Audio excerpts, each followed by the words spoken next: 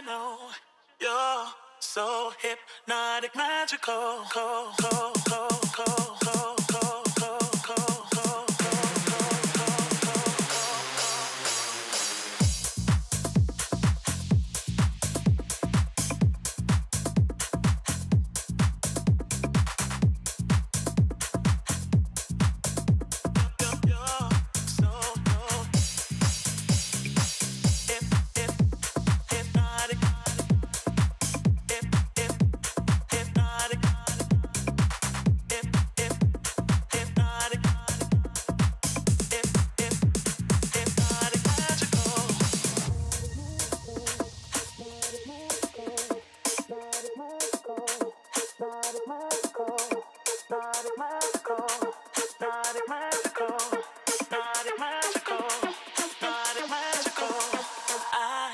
Don't wanna let you know you're so hypnotic, magical.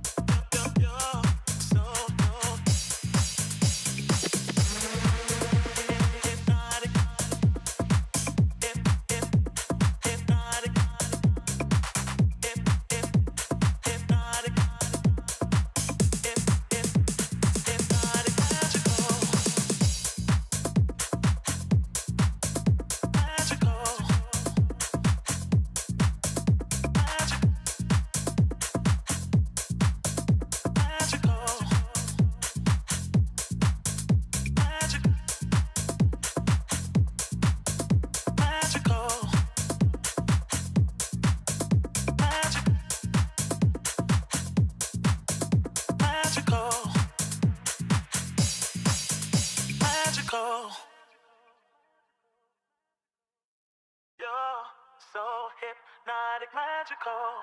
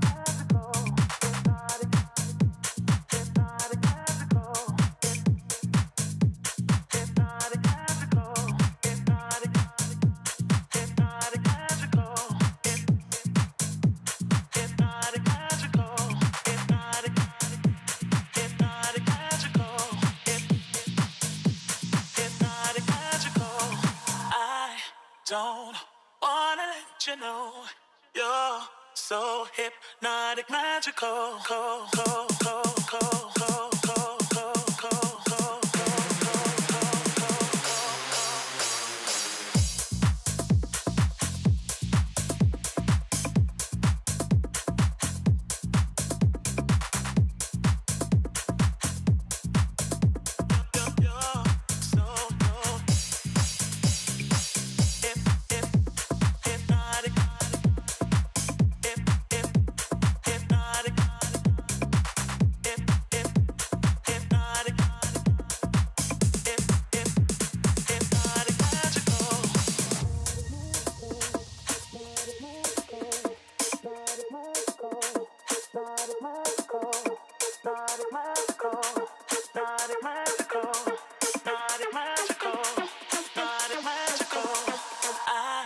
Don't wanna let you know you're so hypnotic, magical.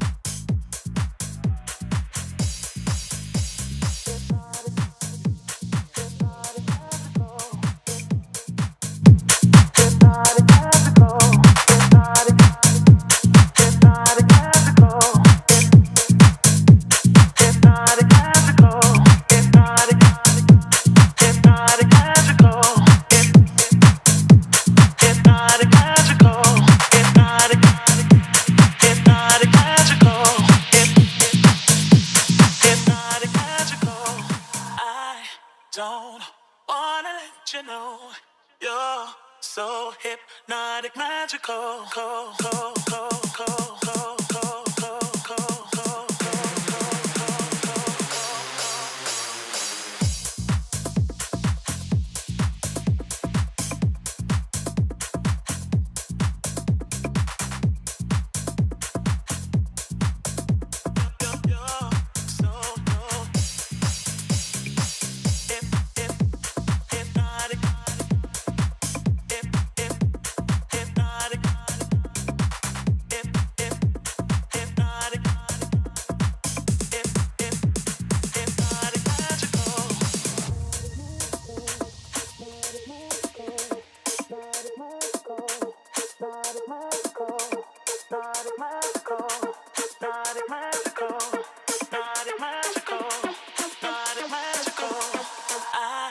Don't wanna let you know you're so hypnotic, magical.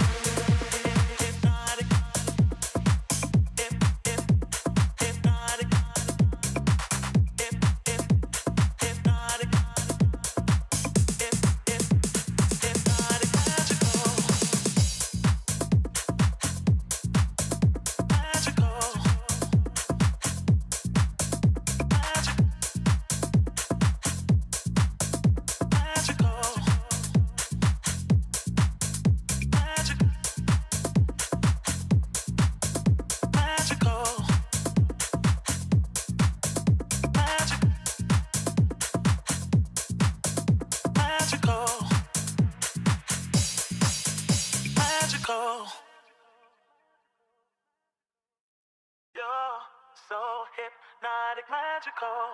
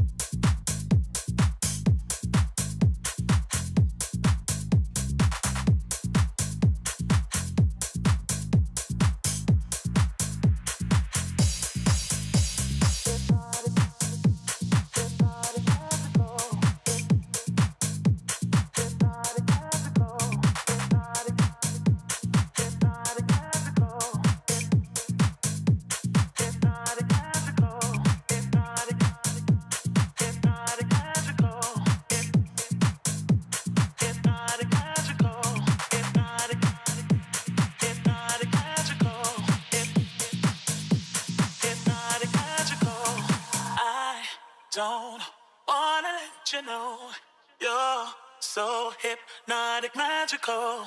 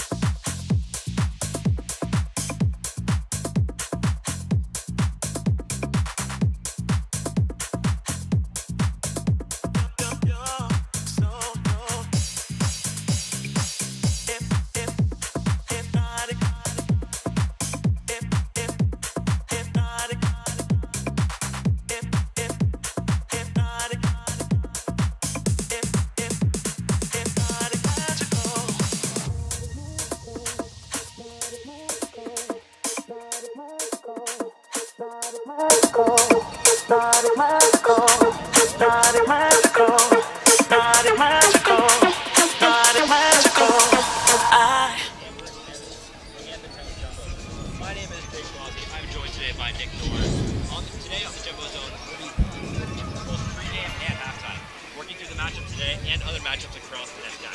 Nick, Amherst coming to Tufts rolling. How has their season looked so far?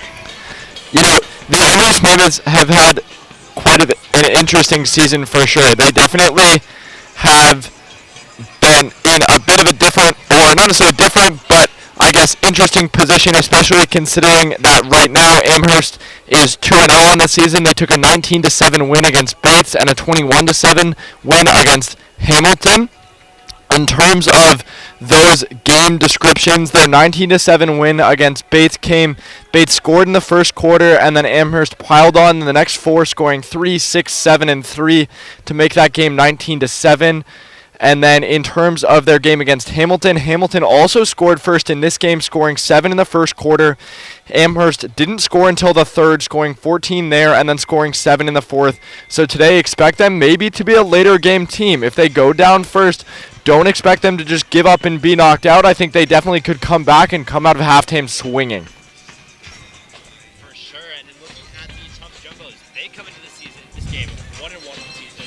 They played at Ellis Oval 2 weeks ago against Bowdoin on August and a tight 23-21 win, stopping a final drive push from Bowdoin with a Ty Richardson interception to seal the game for the Jumbos. Some solid plays in that game, but also certainly a good quantity of mistakes for each team.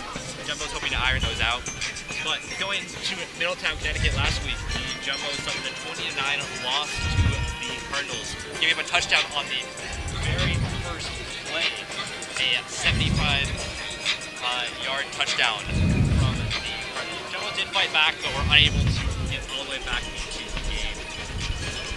The Jumbos and Amherst come into this game very different sides. Amherst, a very strong defense.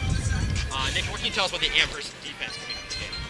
You know, the Amherst defense coming into this game is currently leading the NESCAC. They're averaging about 191 yards allowed per game. So they are a strong defense, and they're pretty competent. They're also averaging just 3.1 yards allowed per play. As I mentioned, they are leading the NESCAC in all of these different categories, whether it's yards allowed per game, yards allowed per play, or even just points allowed per game, where they're averaging just 7 points allowed per game. I think that that's going to mean this is a strong Amherst defense, and in comparison to the Tufts offense, a team who the offense has maybe struggled a little bit this season with the loss of players like Jaden Richardson or Chartelis Reese. I think that the Amherst defense could definitely really put up a fight here, and this also could mean that today's game is a low-scoring game, as both the defenses of these two teams, whether that's the Mammoths or the Jumbos, have been pretty strong in the past and are likely to continue to be strong today. That they are. And looking at the Jumbos, they come into this game with a very strong offense. As you mentioned, they are missing some powerful weapons from last season, including Jaden Richardson and Chartelis Reese. But they come into this game leading the NESCAC in yards per game with 387. They average 5.4 yards per play, which has them fourth in NESCAC. But been missing that in product. They only average 2 touchdowns per game, which is tied worst. Sorry, they have 2 touchdowns total on the season, which is tied worst in the NESCAC. And they've really just struggled a little bit on that final product, but been having some pretty strong plays. We've seen them really struggle to convert on those red zone chances. Amherst as well has not had the best red zone chances as well. Looking at these conversions of third downs and red zone plays, Nick, what are you looking at for the Jumbos? I apologize. Can you say that again? Looking at the red zone chances, we're looking at the Jumbos on third down and in the red zone.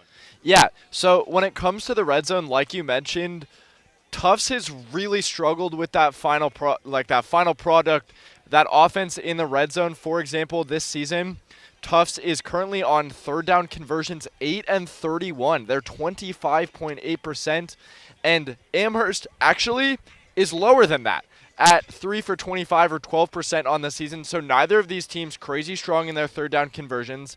In terms of their red zone scores versus chances, now Tufts is at 7 for 8, so 7 scores for 8 chances, and Amherst is 6 for 7, so 6 scores out of 7 chances. Notably, those two stats do include field goals. So when we say they're 7 for 8, it does mean that, they got to the red zone and scored. That score doesn't necessarily mean it was a touchdown. In terms of touchdowns, so red zone TDs per chances, Tufts is 2 for 8 right now, or 25%, whereas Amherst is 4 for 7 at over 50%. And because of that, what we're going to see in today's game is likely a Amherst team who might be able to capitalize a little more effectively when they're in the red zone by scoring TDs, whereas Tufts, we're likely to see them score in the red zone, but they're more likely going to rely on Vaughn Seelick, the Tufts kicker, who I will say had a pretty spectacular season last year and is pretty consistent this year as well.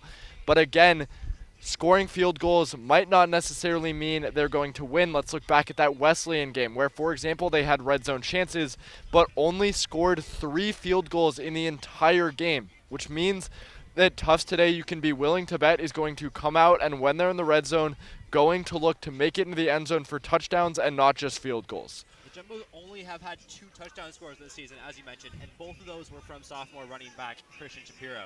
So they'll be looking to really spread it out. You expect to see Cade Morgan on the board with a touchdown. You expect to see Rios get on the board with a touchdown. Maybe Berluti with a running touchdown, as he's very well known for. So the Jumbos looking to diversify their offense as well. Really get the ball in the end zone, get the chances to convert on those chances. Moving on, we are looking at the NESCAC season as a whole, NESCAC matchups. We got some predictions for you coming into this game. So, starting off first, we have Bates going to Middletown, Connecticut to take on the rolling Wesleyan Cardinals. Wesleyan coming in at 2-0, Bates at 0-2. That game will also be on at 1 o'clock. Nick, what is your prediction for this game?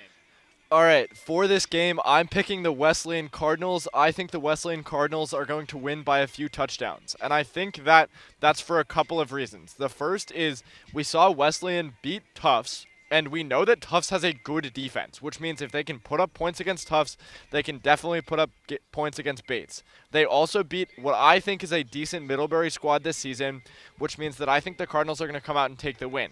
And the other thing here is that their one real defensive weakness for Wesleyan has been the passing game, and Bates struggles at that. They have just 124 yards this season at the total. Their starting quarterback is Colton Bossole, and I do think that he's definitely struggled both this season and last season, which means that I think this is going to be a win for the Wesleyan Cardinals. Jake, what do you think? Definitely. I think that this will also be a win for the Wesleyan Cardinals. I think this is going to be honest, a blowout. I don't see this game going any other way than going to the Cardinals. Bates has had a rough year. They have not won a game in 685 days. They went 0-9 last season, 0-2 so far this season, and they're facing a Wesleyan team which I think is the real deal. They're coming in, they beat Tufts, they beat Middlebury, 2 teams that are very strong. Tufts smoked them last year here on Parents Weekend last year, 49-14. This year, Wesleyan comes out, beats them 29 in Middleton. And this game, this matchup, is 37-4 in Wesleyan's favor. Wesleyan's only lost this game 4 times and have not lost in the last 17 years. That's crazy. And I don't expect that to change this year. Bates have a pretty solid running game, but that's where Wesleyan's defense strength, as you mentioned. And so I fully expect Wesleyan to take the points here by at least 3 touchdowns. Moving on to Hamilton at Bowdoin out in New Brunswick, Maine. We are going to be seeing the Polar Bears taking on the Continentals. I have Bowdoin in this game. I think it's going to be a close one. I think neither of these teams have been particularly strong this season, but I do think with Bowdoin's caliber, they faced some tough opposition. They've faced the Jumbos. They've faced the Panthers of Middlebury, and they're coming in with the longest possession time per game compared to Hamilton's smallest possession time. So if you tune into that game, expect Bowdoin to have the ball. Secondly, this game's really been decided by who hosts the game in the past few years. Bowdoin is 7-5 at home, while Hamilton is 12-3 at home. So the fact that this game is happening in Maine, I see as a massive favor for the Polar Bears. I see this one going to the Polar Bears. I actually agree with you on this one. I do see this game going to the Bowdoin Polar Bears. I also think that because both of these teams are 0-2, obviously this is a big game for moving into that positive half of your schedule. And naturally, obviously, this isn't going to make either of these teams go into that 500 region. But it definitely gives them a chance. It's that first season win, and both of these teams are going to come out hard for it. That being said, I agree with you. I think Bowdoin is the better team on the day, and I will think we see the Polar Bears take home a W. I wouldn't be surprised as well if Hamilton puts up 7 points. They have scored 7 points in each of their first 2 games, facing up against Amherst and Williams. So expect to see 7 points to the board for the Continentals. Moving on, we have Colby College Mules taking on the Middlebury Panthers out in Vermont. That game, what do you have for that one, Nick? Bit of a controversial take. I have the Colby Mules winning this game. And I think that the big reason that Colby is going to win this game is because I think Colby is going to come out and look for a good day. I also think that while they're 0-2 on the season, I think that they had a rough 0-2. They had a rough 2 starting games. Their first game was against Trinity. They lost 17-7. Only letting up 17 points to the Trinity Bantams is impressive. For example, Bates led up 28 when they played them the next week. Secondly, though, they also barely lost to Williams, losing 24-19. I think the Williams team is going to be good this season. I might be wrong, but I think the Williams team is going to be good this season, which means that I think this Colby team is better than we're giving them credit for, and that's exactly why I think it's going to be a super close win. I don't think this is going to be a blowout in any way or shape or form, but I do think it is going to be the Colby Mules. Jake, what's your opinion? I think you're giving Colby too much credit here. They have yet to have a winning season since the year I was born. They are doing possibly better this season. We don't really know the caliber of Williams. I know you rate them higher than I do, but I think that the Panthers, coming off of a good comeback win against the Polar Bears, have not had the start of the season they would have liked. They had a rough loss start off the season against the Wesleyan Cardinals, 43-7, and for the NESCAC co-champs last year, that can't stand. They got to get back to form, get back going again. I expect this one to go for the Panthers. Moving on to the final non-Tufts Amherst matchup of the day, we've got Williams at Trinity. This game will be starting at 1:30, so slightly later than the rest of the matchups, but should be a great battle between two undefeated teams. Who you got today, Nate? I am going to pick the Williams Eafs here. Now, I know you might be thinking to yourself, what is he doing? That sounds crazy. The Trinity Bantams are traditionally one of the best football teams in the NESCAC. They've been good. They were good last season, good the season before that. They're traditionally very good. They're both 2-0 on the season, but I think there are two factors that are going to lead to an Eafs win here today. The first is the fact that Trinity lost their quarterback from last season, Spencer Fetter. Spencer Fetter was a critical part of the Trinity Bantams offense. Now, that being said, the caveat to that is that Xander Zabrowski, the current Trinity quarterback, is currently second in the NESCAC offensive standings, second to only Michael Berluti of the Jumbos. However, I also think that Owen McHugh, the quarterback for Williams, he is a sophomore, but I think he's super strong, and I think Williams also has a much more put-together offense, which is why, again, I do think it's going to be a very, very close win, but I am going to give this one to the Eafs, and I think that it'll put the Eafs at 3-0 and give Trinity their first loss in about a season. Not so fast. That's not going to happen. The Bantams are going to take this game, and I don't think it will be close. I don't think this Williams team has really faced a test so far this season. They have had 2 wins. They're undefeated, sure. But they have faced Hamilton and Colby, 2 teams where they won 2 of their only 3 wins last season. They're facing a Trinity team that is a juggernaut in the NESCAC. They've won 10 NESCAC titles, more than 6, which is the next most. And then they've won both of the last 2 years' titles. Sure, they were co-champions last year, but a very strong team. Alongside that, they have won or co-won 5 of the last 7 NESCAC titles. Very strong team, and they're coming in with still the best program in the NESCAC, realistically. They've got Xander Zabrowski, who you mentioned, who has been very strong this season. They have 500 yards and 4 touchdowns on the season.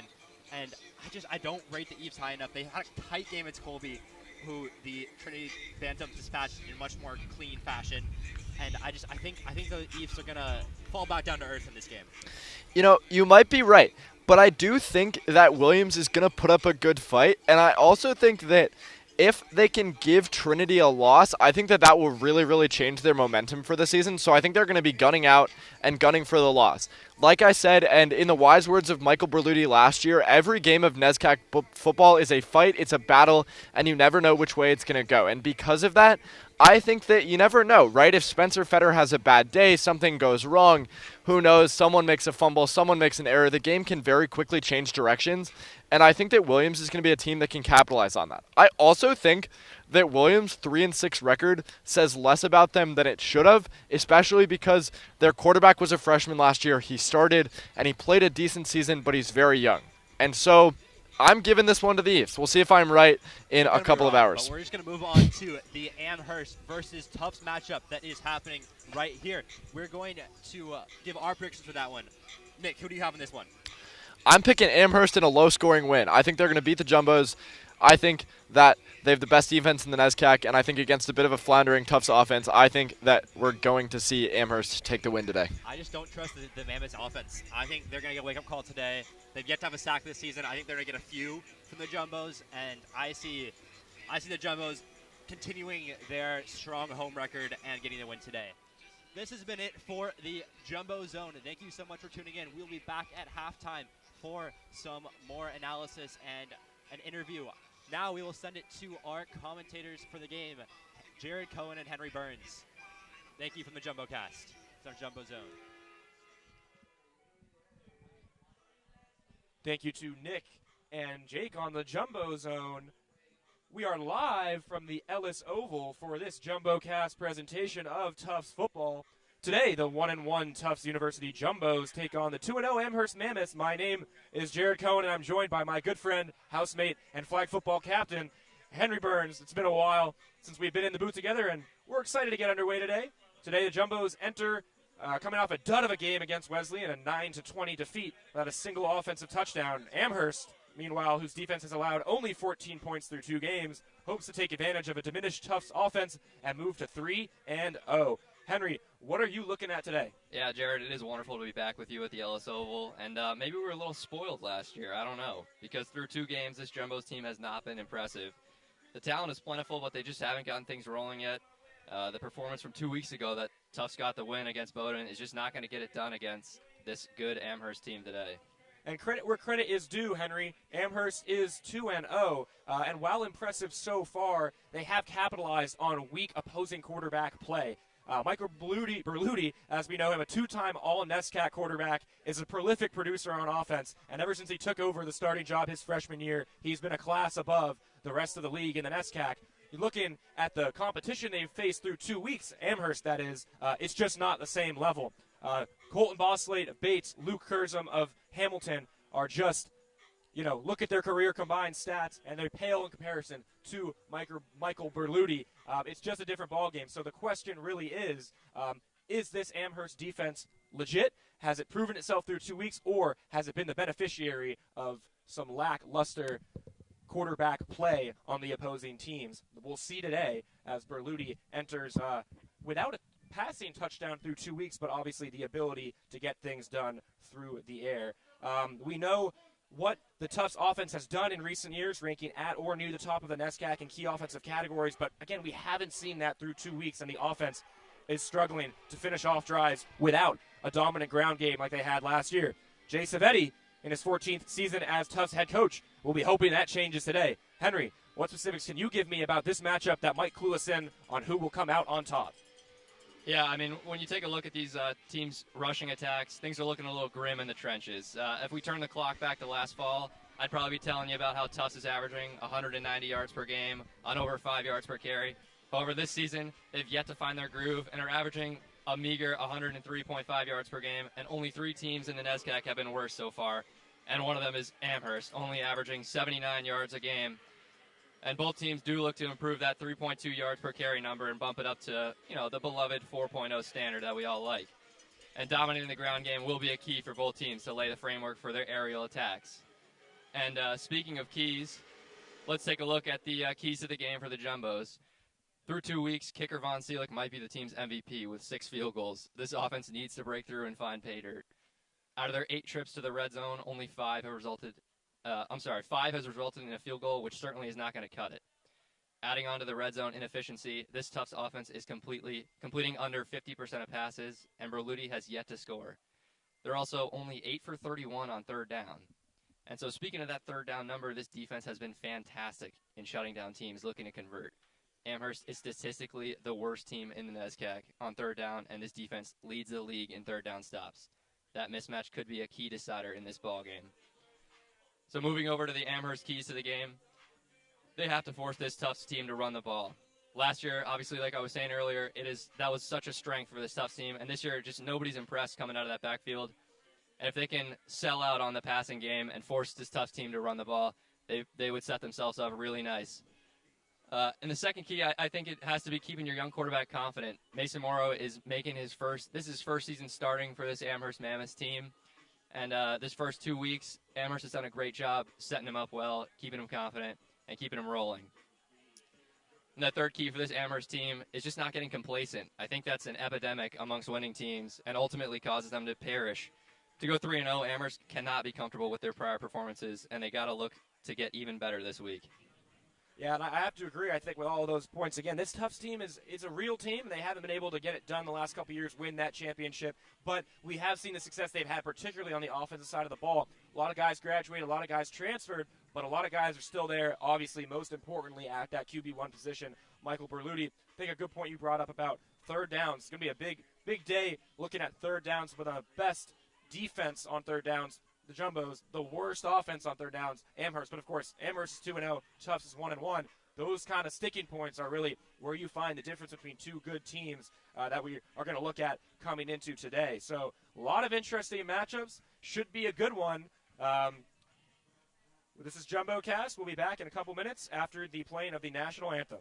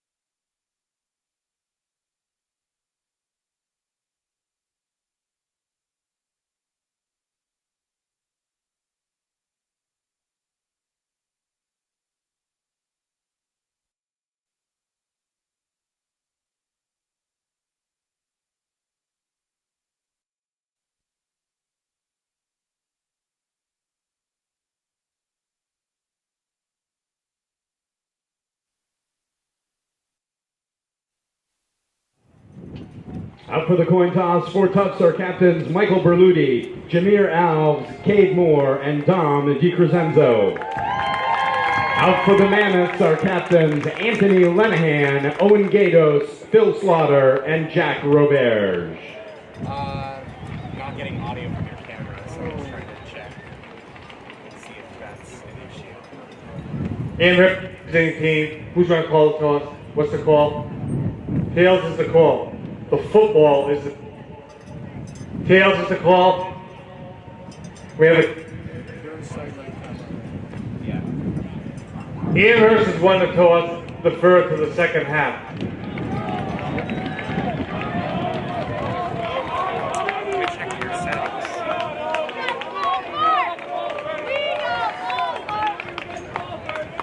Okay.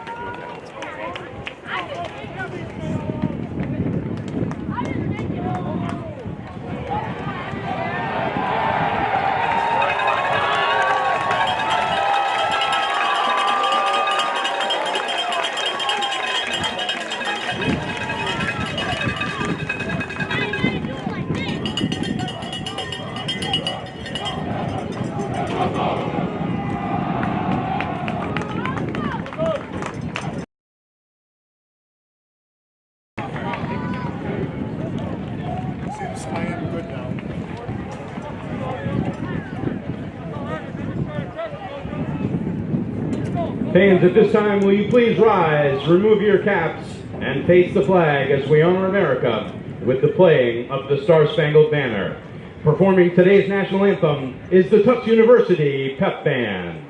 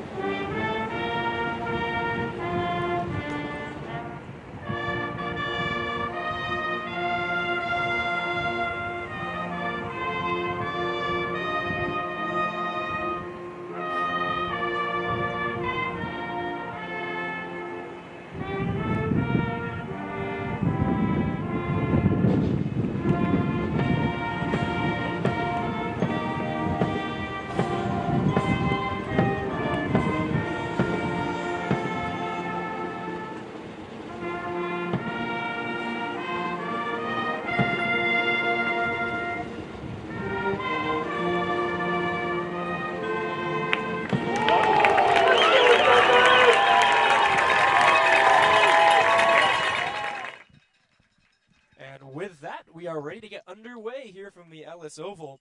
It's a beautiful day here in Medford, Massachusetts. Blue skies, a little bit of wind blowing out towards the goalpost, but beautiful weather for some football, and two teams coming in today hungry to try to prove themselves still early in the season. Yeah, absolutely. This first drive here for the Jumbos receiving the ball. I'd like to see them do something they haven't done all year, which is throw a touchdown pass. It sounds crazy to say after Berluti's season last year, but a real simple, nice put-together drive, methodically ending with the touchdown pass would be an ideal start for this Jumbo squad. Yeah, and look, you're coming off a game, you didn't score a touchdown. Opening drive, trendsetter, come down, score would be huge, I think, for the offense's confidence, and I think you want Berluti to get in the end zone. I think you also want to establish some sort of attack on the ground, because that was kind of the key to the Tufts offense last year, and it has not been the case so far this season.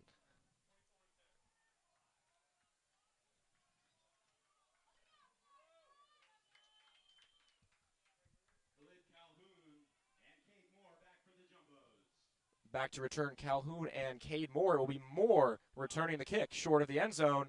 Slips and falls down at around the 15-yard line, and that is where the Tufts offense will take over.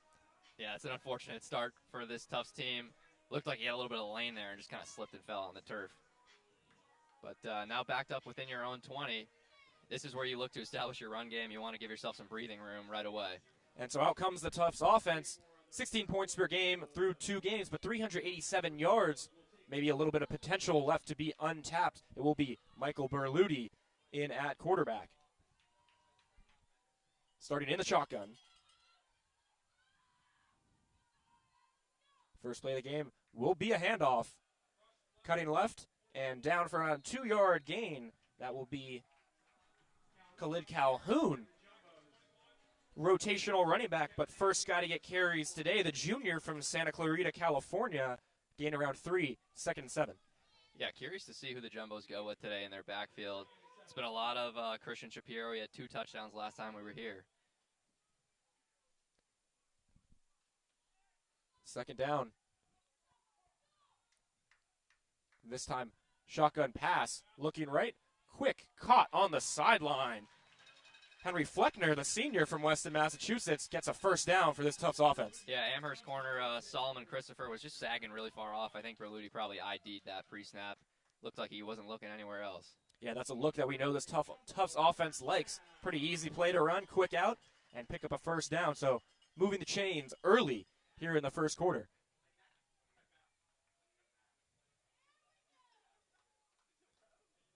Berluti this time with Calhoun. Split behind him. Motion and a handoff. It is Calhoun, and it will be another short run. Gain of around 2. Yeah, I like this start for the Jumbos. Just, give it to your hands, your running back. I know your quarterback last week threw a lot. He's been second in the league in passing attempts. It's just something that's a lot of wear and tear on your best guy. And staying on script, staying on schedule. I'm sure Coach Savetti, first drive, all planned out. You just want to stay on what you know. So far, they've done that. 2nd and 8. 2 wide receivers to Berluti's left. It is a pass. Quick out again. That one caught by Rios and driven out of bounds. Won't be a first down. Marginal gain. Yeah, I love what Rios was doing 2 weeks ago against Bowdoin. And I like Berluti going back to him again. He's a good threat wearing that number 5 that we saw Jaden Richardson wearing. So we'd like to see that tradition continued. Yeah, tall, big target on the outside. Again, I think Berluti will take cushion when it's given. Now 3rd and 5. See those corners press up a little bit more. Empty set. Berluti in the shotgun. 5 receivers split out wide. Berluti pumps. Forced out of the pocket. Running right. He's going to throw. That ball is intercepted. Intercepted by Keith Delaney. No? Luke Harmon, excuse me. Luke Harmon, 16. The junior from Washington, D.C., my hometown. An early interception for Berluti. Harmon, one of the better defenders in the NESCAC, makes a play early on. Yeah, that's a great job by Amherst's defensive line, getting penetration and forcing Berluti to get flushed out to his right-hand side. Because if he was able to stand in the pocket, he had a couple guys coming across his face into the middle of the field. But as he turned to run, you obviously can no longer see those guys. What a start for Amherst. Yeah, that ball was kind of dead on arrival. No one in the area. Harmon, his brother, also on the defense. Miles makes the play. Now the Amherst offense on the field. Quick run on first down. Will be a gain of around 3. Yeah, this is a heck of a start and the exact opposite of the result that I had called out and maybe hoped for on that first drive for Tufts. Demetrius Smith on the carry. Another member of this Amherst Mammoths team from the DMV, Baltimore, Maryland. The sophomore has been their lead back so far this season. So flip field position, and now an opportunity for the Mammoths. Not how you wanted to start the game. If you're Michael Berluti on the Jumbos, they'll try to regroup on the sideline. The quarterback for the Mammoths is Mason Morrow. And he'll throw. First throw of the game. It is a quick pass to Smith. And he's got room to run down the sideline and a first down. You know, you said this isn't the ideal start for Michael Berluti. This is exactly the start for Amherst they were hoping for. When you defer that kickoff, you look to get that ball right back. You're saying your defense is your best offense, essentially, and you're trusting them to go out and get a stop and get your boys the ball right back. What a fantastic start. I cannot draw it up any better for Amherst. Yeah, already nearly in field goal range, though, while we were watching in warm-ups. Might be kind of a shortened field in terms of field goal opportunities for the Mammoths. But again, 1st and 10, they move the sticks. And now a lot of options here, 1st and 10. Man in motion is Michael Quartermain, the tight end. This one's going to be a play-action pass. Rush is incoming. That ball is intercepted. The captain of the defense, Will Duncanson, on the interception, and they get it right back. Yeah, that's the inexperience right there from your first-year starting quarterback. It looked like he hesitated a little bit, wanted to throw it away, felt pressure coming on his backside, and just toss it right up to the defense. And Duncanson dunks on the hoop on the sideline. An early turnover for both teams, and what an interesting start we have here. Man, maybe this is going to be a defensive battle, something we had identified as an offensive battle potentially. A very exciting start at the Ellis Oval. You're essentially exactly where you're back, where you threw an interception the last time you had the ball.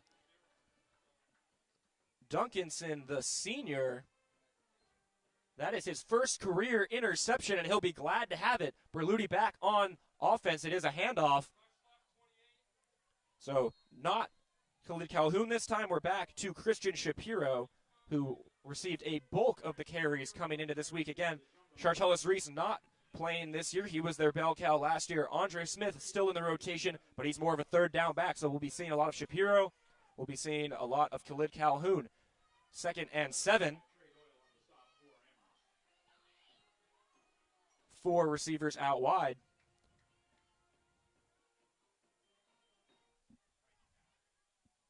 The snap, flag is thrown. Quick pass to Shapiro. Cuts left, stumbles, dives down around the 40-yard line. See what that call is. Yeah, I couldn't tell if Amherst jumped there, and that's what Berluti was drawing him at. But it looked like Rios pointed out pre-snap that someone was in the neutral zone. Absolutely correct. It will be offsides. I think that was a good ID from the Tufts offense. So regardless of the play, they're moving up. And this kind of topsy-turvy first quarter with still 10 minutes left. We've had 2 turnovers, 2 first downs, and now an opportunity for the Jumbos to move past midfield. Yeah, you know, the first drive of the game is usually scripted. And I would say the second drive, you know, never is. But at this point, you're essentially in the same spot you were on your first drive. You could return right back to your script. Yeah, you're going right back to where you were, just forgetting about that mistake you made. And now 2nd and 2, short yardage. Berluti keeps it. Looks like a little RPO. Throws right, caught, and a first down. That's something we really haven't seen from Tufts a lot is sort of that RPO triple option in a sense of hand it off to the running back, your quarterback keeps it, or the throw on the run. I like that new addition to the playbook. Yeah, Berluti always a threat to run. I think probably the most underrated part of his game. He has some wheels right there. The threat paid off. First down to Cade Moore, his #1 target. And under 10 minutes now and at the 49-yard line.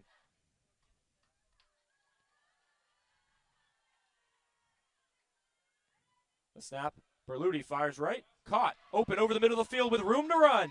Down to the 20-yard line. Puts his shoulder down. And a first down for Jack Elliott, the tight end. Yeah, there was a mistake on the defensive on that left side. They had 2 guys creeping over to cover 1 guy. That right side of the field wide open then. They ended up just really not knowing where to go. And Berluti found the hole. And now they're hurrying back up to the line. Chains are trying to keep up. 1st and 10 from the 20-yard line. An early opportunity after 2 turnovers. Berluti looks like he flipped that play, ran it the other direction, caught out to around the 10-yard line. That's Cade Moore, so it seems like the same type play. Yeah, something we saw a lot last year is that when Savetti finds a play that he likes to do it again and again and force you to stop it. That's something we could easily see with this, just given how many choices you have. It can look like a traditional zone run play up the middle and could turn into a standard RPO with your quarterback taking off, and then you have that additional passing option if you like the defensive set. Yeah, you run that play 3 times, you could see 3 different outcomes. Obviously, same outcome first 2 times with Cade Moore, but of course, we'll probably see it again. 2nd and 3, still have an opportunity for a first down here. It's a handoff. Oh, it's a play action, thrown over the middle and broken up. Tricked me on that. Good play action fake from Berluti. A lot of zip on that ball and a one-step drop, trying to fire it into a real tight window. Amherst did a pretty good job playing man-to-man, clamped everything up, and made Berluti try to put it in a tight window. And what do you think about the decision to throw the ball 2nd and 3 in the red zone? I think it's tricky, but you're looking to score on that play call decision. I personally would have probably ran the ball, and I would going empty here is certainly an interesting choice when your run game has been pretty solid so far. Yeah, Matt Greco has entered the game. He's in the slot on Berluti's right. As you said, empty set. Berluti looking to pass. He's going to fire it to the right side. That's a tough throw and just over the head of his intended target. So they're coming off the field, and they will kick another red zone drive that stalls out and unable to finish with a touchdown. Yeah, that was like a 30-yard throw to make a 3-yard gain right there. Always tough as a quarterback to try to make that throw. But, yeah, like you just said, so far coming in, we've had 5 red zone field goals, and this will be his 6th. That is not a recipe for success. So your proclaimed MVP of the season so far, Vaughn Seelick, on to attempt a field goal. That one is up. And it is good. So the Jumbos take an early 3-0 lead after an interception, another interception, and a drive that stalled out in the end zone. They'll be happy to get points, but probably disappointed they left some on the board. And now it will be on the Amherst Mammoths to respond after they had a turnover of their own. Yeah, at this point in the game, I don't hate a field goal, and especially you always want to get points on when your defense forces a turnover. Just let them know you appreciate them, basically. Show them some respect. Those 3rd down struggles, though, popping up a little bit again for the Jumbos. They were 8 of 31 on the season. That's 25%, 26% almost. Coming in, get to 3rd down in the red zone, can't get it done. And, of course, as you said, they were 2 of 8 on red zone touchdown opportunities. Now they're 2 of 9. So some good and some bad. But the Jumbo defense will now look to clamp back down after an interception from their captain, Will Duncanson, on the first drive. Yeah, listen, Amherst looked pretty good on those first couple plays. They were moving the ball well, and they had a nice little screen pass out to the side that was successful for about 15 yards. And I think outside of that interception, this Amherst offense can be a threat. Yeah, absolutely. They have weapons, and see how they can use them. This kickoff will not make it quite to the end zone. Returned by Carter Jung. Cuts right. He has some room, breaks a tackle, and a good return down to the 35-yard line. Nice starting field position. Yeah, it kind of looked like an NFL-style kickoff under the new rules of trying to pooch it right on the 1-yard line and force them to return. Great job from Amherst to get yourself good field position again after you started your last drive on the 50. Now you're starting on the 35. Yeah, both of these teams, put out guys they know are weapons as returners. Carter Jung, we'll see him on offense. Obviously for the Jumbos, we see Khalid Calhoun, we see Cade Moore. You want to get the ball in the hands of your playmakers. Yeah, special teams is no joke, and I think it's often overlooked by a more casual fan and thinking it's just a change of possession type of play. It is a real play, and it can determine the outcome of the game.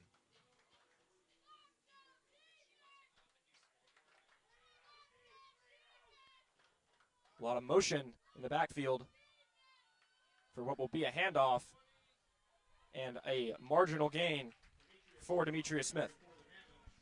Yeah, this Amherst team lost their senior running back, I think, in the first week, and now they've looked to more of a dual approach with their 2 underclassmen running backs. So it'll be curious to see who can break through and sort of establish themselves on the ground. And this has not been a good running team, as we've talked about, and has not been in the last couple of years. Last year, their team yards per carry under 3 on the season. They're barely above that right now. So, they need some chunk plays on early downs if they want to get into a rhythm. Motioning across, the receiver, Sam Gerber. It's a toss play to Smith. Trips and brought down. Will be third down. Yeah, try to get a little too cute there, lining your big boys up on the far outside left and then motion them inside. I think Tufts knew it was going to be run all the way. You had a huge, heavy package in there. You hardly ever pass out of there. It's an interesting decision, though, on this third down. Yeah, and as they're moving up. You know what's going on? Unclear. I must have missed a flag on the play. So did I.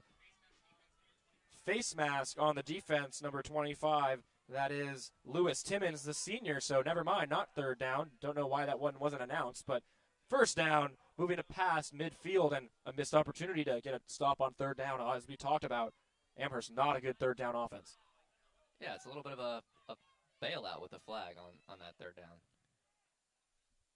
Motion again, and a read option. Keeper from the quarterback, but sniffed out by the Tufts defense. Man, good job by number 22, Ty Richardson, slowing up. He could have absolutely lit up Morrow right here in the backfield on this replay. You'll see him dive in and jump right over him. And Johnny Forelli on the tackle. So a good team effort. Seemed like the Jumbos sniffed that one out immediately, and now a loss on first down, so 2nd and 12 coming up. Yeah, interesting decision to pull from the quarterback. The DN did not bite at all on that run. Sometimes you get a little selfish and you want to be the star. I know how that feels. Former high school quarterback, read option quarterback, Henry Burns. He kept it every time. 2nd and 12. Straight pass, outright, but quickly swallowed up. Gang tackle, and not even back to the line of scrimmage. Looked like a one-read play, and not too much to be gained for the tight end, Michael Quartermain. This has been a really simple and bare-bones offensive approach from the Mammoths so far. None of these passes have really gone beyond the line of scrimmage. A lot of running back swing passes, quick outs from your wide receivers. I think you want to let your quarterback kind of have the keys to the offense and open it up a bit more. And the one really somewhat downfield throw we saw was intercepted, and even that was probably not even past the stick. So now 3rd and 12, and as we talked about, this team has just been abysmal on third down so far this year. 3 of 25, that's 12%. And now 3rd and long is not the situation you want to put your quarterback into. Motion again, dropping back, pressure incoming, just gets rid of it. Brought down to the ground, incomplete, and the Mammoths will have to punt. Yeah, Mel Kiper would hate that look from Tufts. It was a cover 2 man, and he wants that band, but I think that's the perfect play call on 3rd and long. You clamp everything up, and you have 2 safeties over top, and then you can still get pressure on the quarterback. The only option is really to scramble, and obviously the Jumbos did a good job clamping that up. So it's the first punt we'll see today. Cade Moore back to return for the Jumbos. Still 3-0.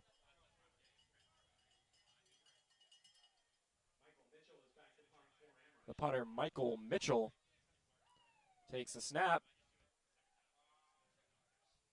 Moore calls for a fair catch. Jumbos will take over right around the 15-yard line where they started their first drive. It's the second time they're going to be starting within their own 20, though. You have to play a restricted offense when you're in negative territory like this, and I'm curious to see how they can do again with the rushing offense. Jumbo offense comes back onto the field. The Mayava triplets in on the offensive line. Pretty unbelievable. 3 brothers from Denver, Colorado, all of them starting this year as seniors on the offensive line. Working in the trenches for Berluti, who's got 3 wide receivers split out wide, 1 running back in the backfield. 1st and 10. It's a keeper.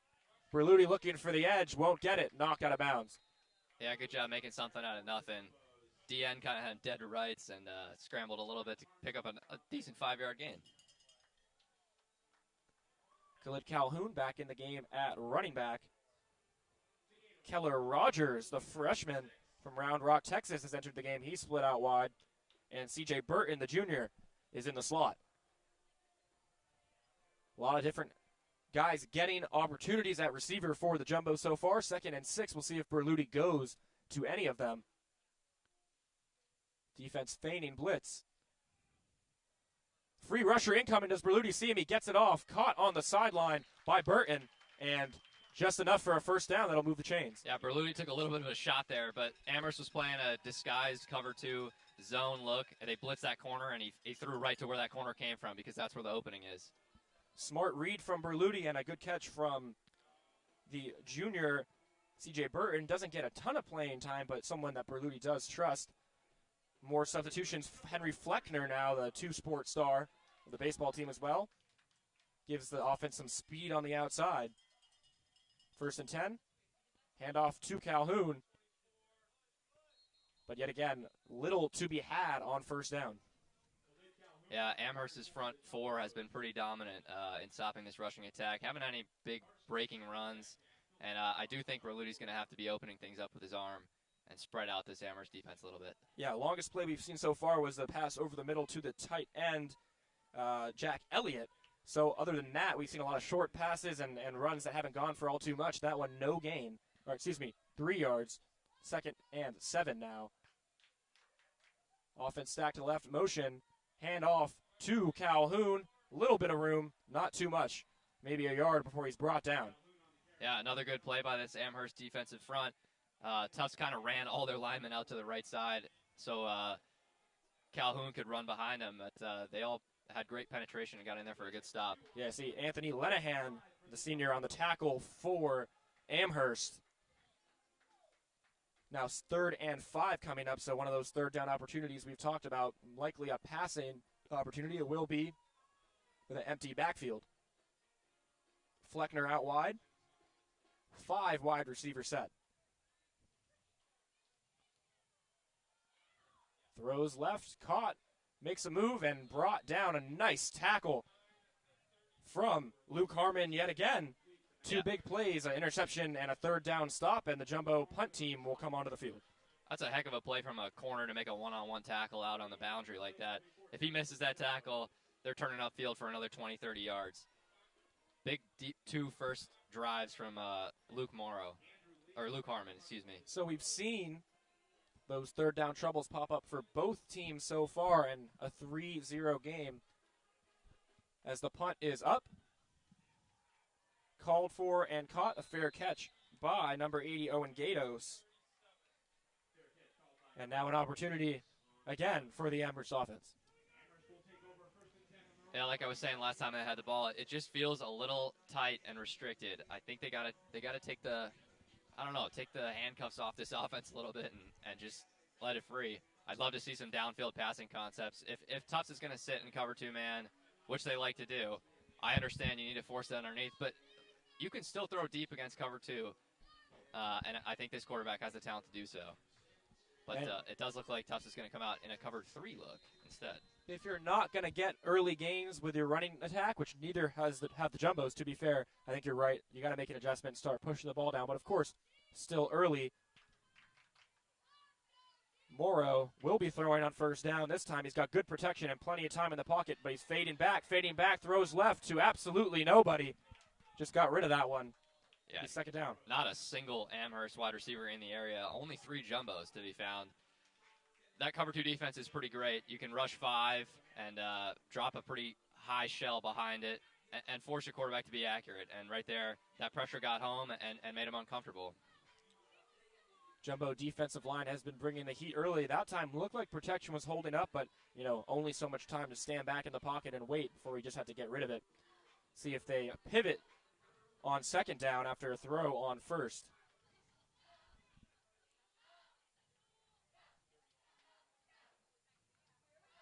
Cato Legaspi in at running back. It will be another pass, but the pass rush getting home yet again, and that ball goes incomplete.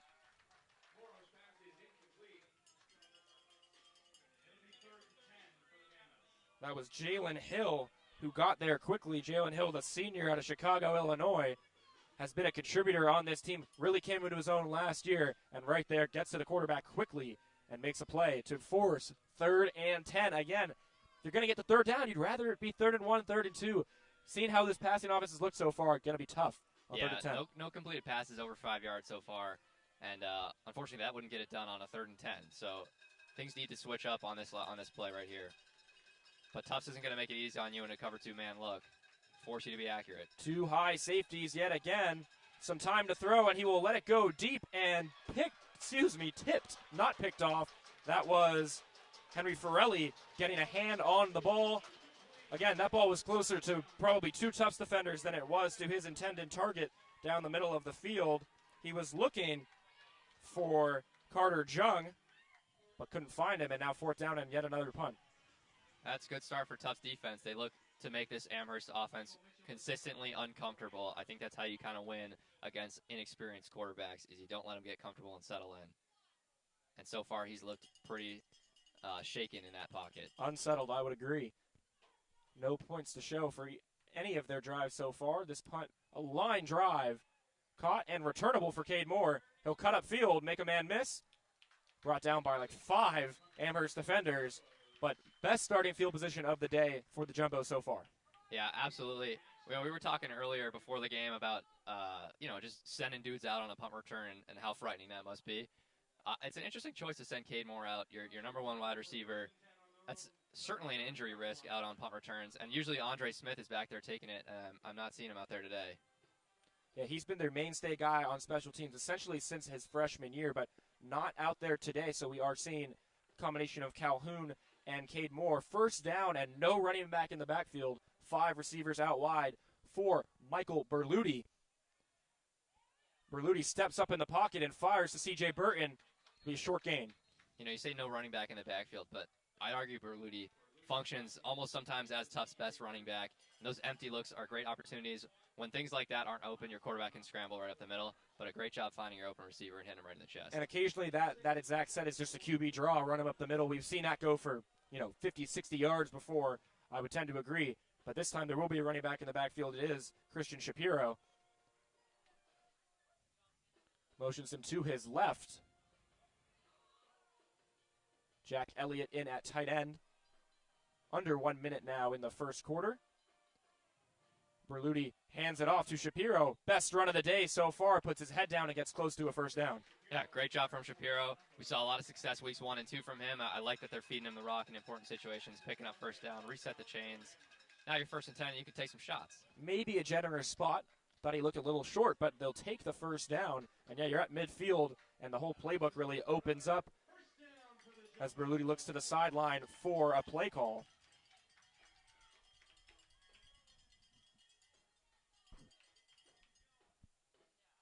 Shapiro remains in. Elliott again at tight end. Ball on the 49-yard line. Here's Berluti. Bootleg right. Throws incomplete. Yeah, just a little off on the throw. Had Rios open on a little bit of a hitch route, but just couldn't connect on your rollout pass. Some designed motion there. What do we think about that? I like it. I think it helps you identify man versus zone. This Amherst defense is showing a lot of disguised looks. Sometimes they're running cover 2 man, and sometimes it's cover 2 zone. You don't really know, but if you force a guy to go across the field, you'll exactly figure that out. 2nd and 10 now. Clock stop with 11 seconds left in the first quarter on the incompletion. Handed off to Shapiro.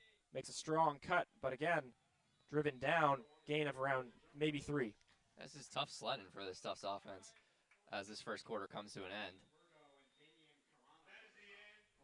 Yeah, not a lot to be found on the ground after 2 interceptions and 1 field goal and a couple punts. It's 3-0. Tufts on top. We'll be back in just a few minutes.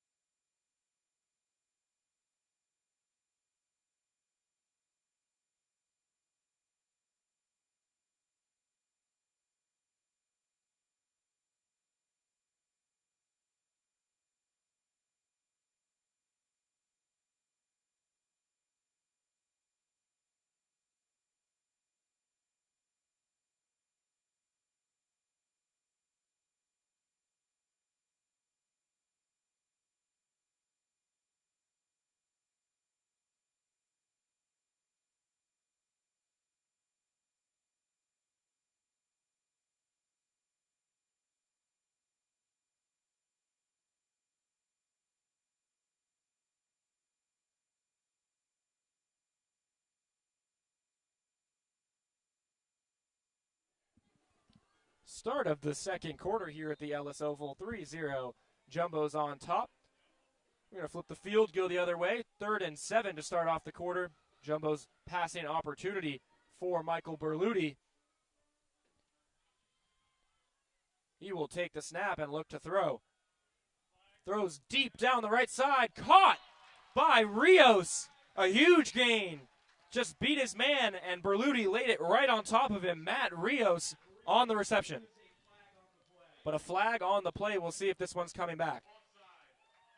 Offside on the defense. Second time we've seen that today. The play will stand. Yeah, on this replay here, Berluti ID'd the safety moving over up top of the field and saw his man beat a one-on-one matchup to the outside. That is a beautiful shot play that you want to take every time. And again, Rios, he's got height, he's got speed. You put him on the outside. That is a type of third down shot that they've been looking for. But now, 1st and goal to go inside the 10-yard line. They need to get in the end zone. Berluti has yet to throw a touchdown so far this year. See if he can get it done right here.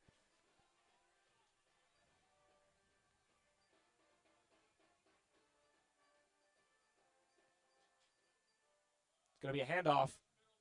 Rushed middle. That's Shapiro. Couple yards to be had. Yeah, you know, I know everyone wants to see Berluti throw his first touchdown, but I really do not hate running the ball right here. I think you can just pound the rock in and make it easy on your offense.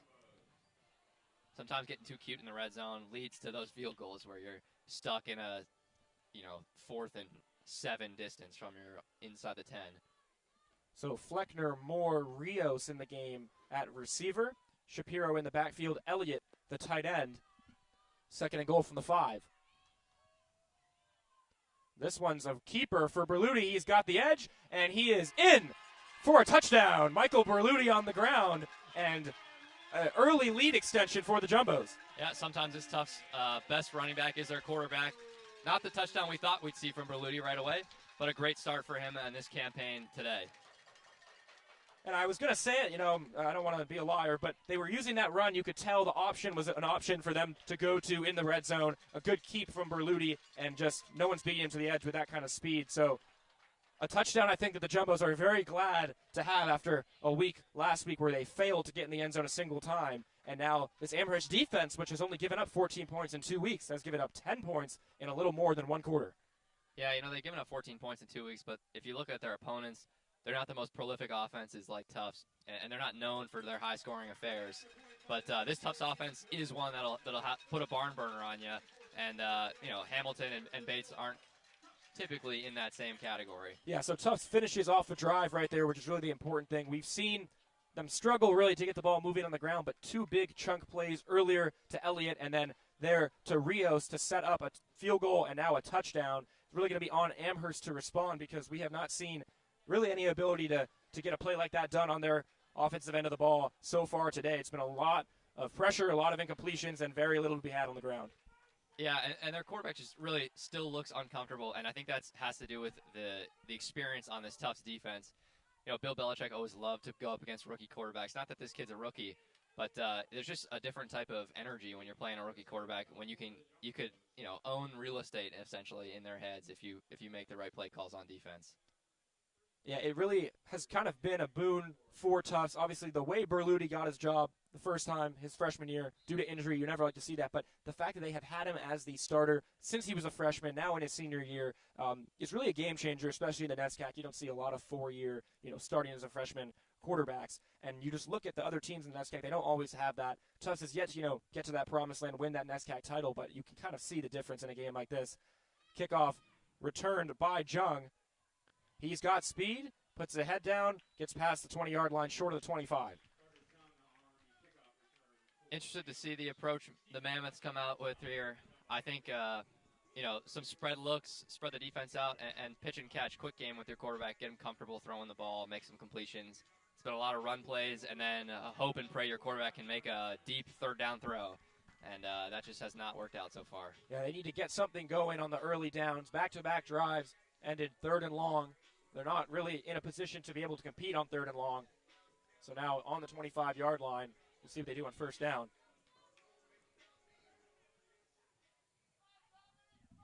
Mason Morrow, quarterback.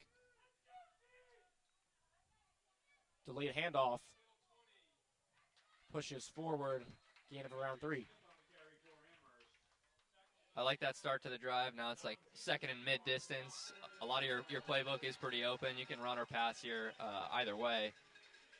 But, I think this Tufts secondary, too, is very experienced with guys like Alves and Timmons, both returning starters from last year, both who love to force a lot of, how do I put that? Just they forced a lot of confusion for quarterbacks. Timmons coming off of a 4-interception season last year, and Alves with a lot of pass breakups. So 2nd and 8, only 2 yards on that first down run. Going to be a pass here, quick to the running back, hammered in the backfield, incomplete. This is the same play we saw earlier go for like 15 yards, and I think Tufts just sniffed that out. It was clear it wasn't going anywhere else other than that running back. That's a design screen pass, swing pass outright. And it looked like Amari Watson got in there and just laid a big stick on that running back. Yeah, not sure it was going to get completed anyways. Again, kind of a predictable play. The Jumbos have seen that one, but either way, Watson came in, freshman, and laid the boom. 3rd and 8, and an inability of the Amherst offense so far to get themselves into easier 3rd down situations. We know they've struggled yet to convert one today, except on a 15-yard face mask. So now under 13 minutes in the second quarter, passing on 3rd down. He's looking left. Jump ball caught. Carter Jung. And that's just a back shoulder throw and a beautiful catch. That was a beautiful throw and a beautiful catch. He had the easy option on the right side, had an under route coming, but decided to give it to his boy and make a nice pitch and catch for a first down. You could see that's where he wanted to go with the ball the entire play. His head was looking directly at him, but when, wide receiver going downfield, defensive back has his back turned a little bit, had the opportunity to get it in there, and he did. So a 3rd down conversion on 3rd and 8, and the longest play of the day for the Mammoths. I think Tufts needs to not get rattled here. That's a one-time play, and all game you've had domination over the passing game. So 1st and 10. Keeper for Morrow cuts back up the middle of the field and gains around 5, I think maybe the longest rush of the day. So they follow their longest pass with their longest rush, and suddenly the Amherst Mammoths maybe have something going. No, but that's a good point because that's usually what happens when you are able to complete some passes that are of length. It forces the defense to spread out a little bit and opens up your running lanes.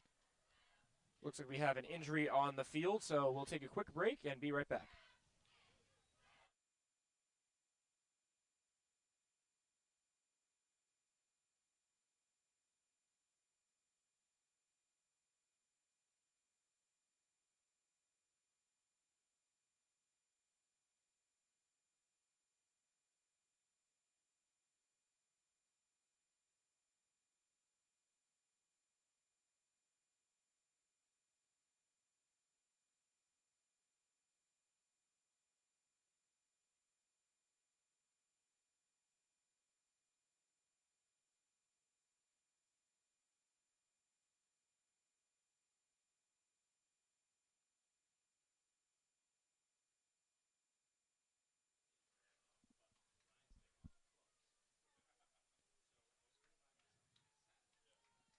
So we are back now, 11:27 to go in the second quarter. It was Jaden Callender down on injury, but he walked off the field. We'll check in on his status later. 10-0 Tufts. And 2nd and 5 for Amherst. Tight end Quartermain in motion as we've seen before. 2nd and 5 handoff. And swarmed by the Tufts defense will bring up 3rd down. Yeah, this Amherst offense has struggled getting first downs, only 3 so far. You'd like to see that number come up now that we're in the second quarter. But, another 3rd down scenario and another chance to prove yourself if you're the Mammoths offense. And another test for this Tufts defense that has aced all the ones prior so far. Last 3rd down, we saw Morrow look to Carter Jung. Jung is in the game on the right side of the field. Motion is 3 receivers out left. It'll be a pass. Looking over the middle, caught by Gerber for a first down, cut up field, and a little bit more. Yeah, I think that was really close to the last concept we saw on the 3rd down. He had a single wide receiver split out right. I think he looked there early, peeked, didn't like it, came right back to the guy coming over the middle. That's a great pickup for a first down. Now this Mammoths offense has a little bit of momentum, and the quarterback is settling in. You're noticing he's not hesitating as much on his throws, and he's committing to where he wants that ball to go. Yeah, it looked like a designed read. Maybe they cut Gerber over the middle of the field and got the first down, so they're really stringing plays together now. See how the Tufts defense can respond. 1st and 10 from the 46-yard line.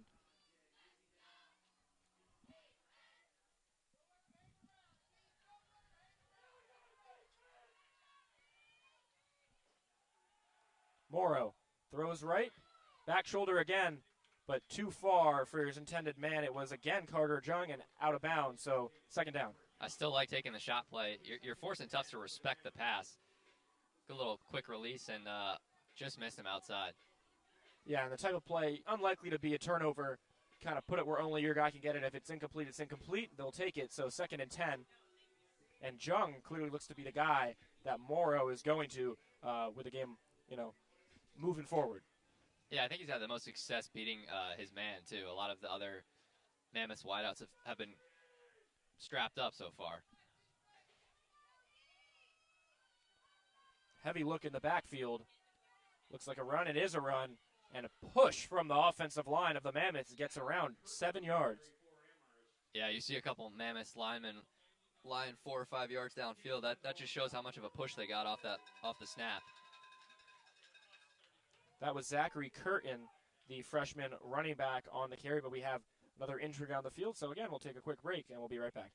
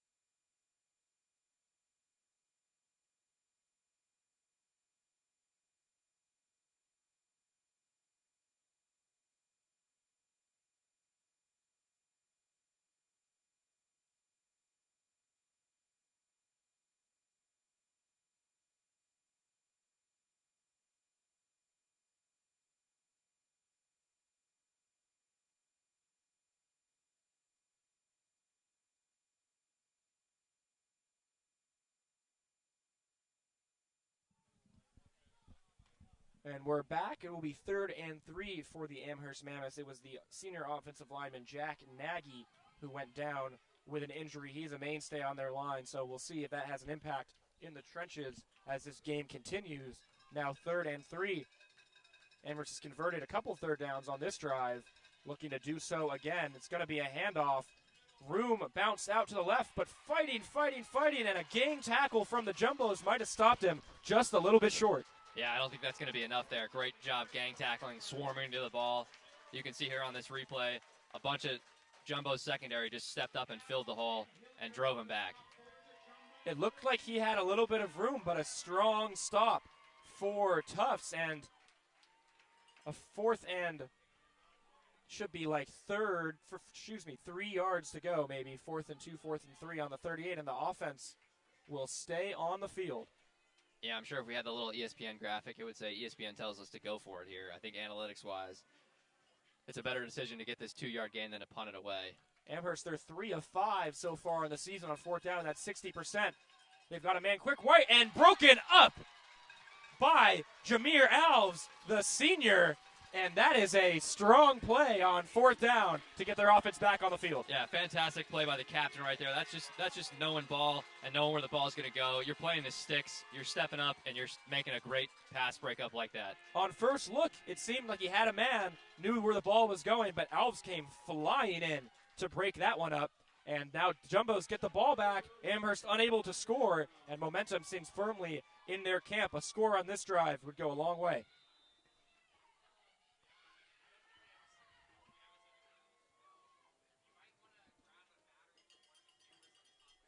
Throwing on 1st down, Berluti has a man on the left side, caught on the sideline, brought in by Henry Fleckner, and a 1st down. Yeah, this Tufts team is rolling right now. Your defense could fire up your offense and instill confidence. And obviously last drive being capped off by a touchdown. Now you have the confidence to just take shots downfield and find the open holes to your guy Fleckner there. Probably the most confident we've seen this Tufts offense so far this year. 1st and 10 at the 50-yard line. Already prime field position for the Jumbos. 1st down, play action. Off the hands of Cade Moore over the middle of the field. Looked like Berluti had him. Maybe put too much mustard on it. Yeah, a little too much mustard on that sandwich there.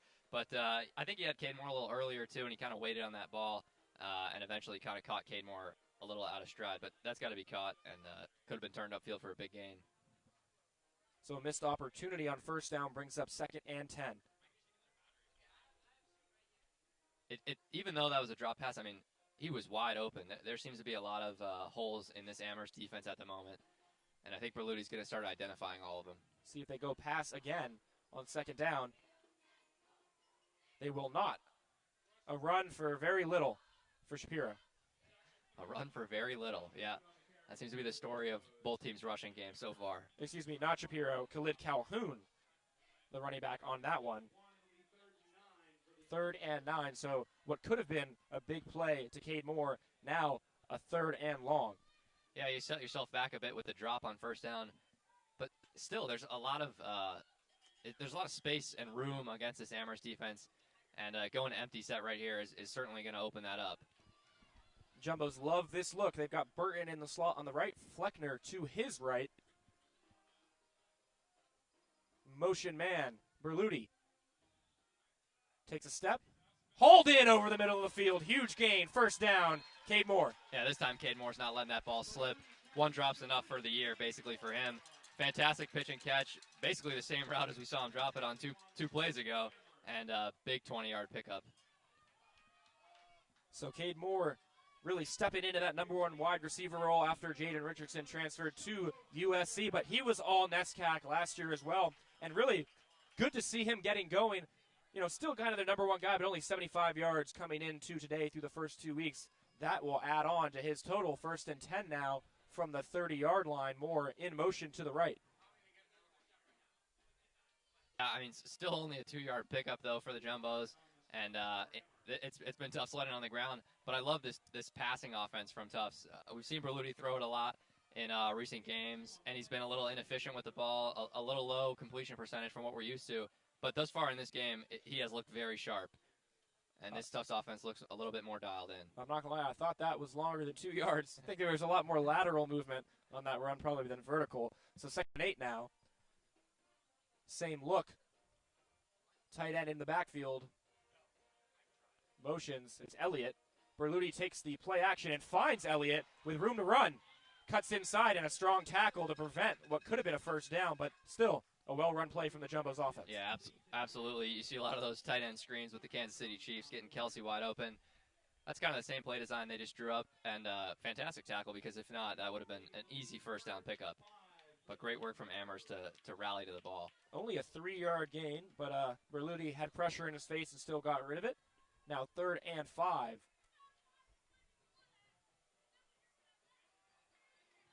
Fleckner, Moore, Burton, and Rios in the game at receiver.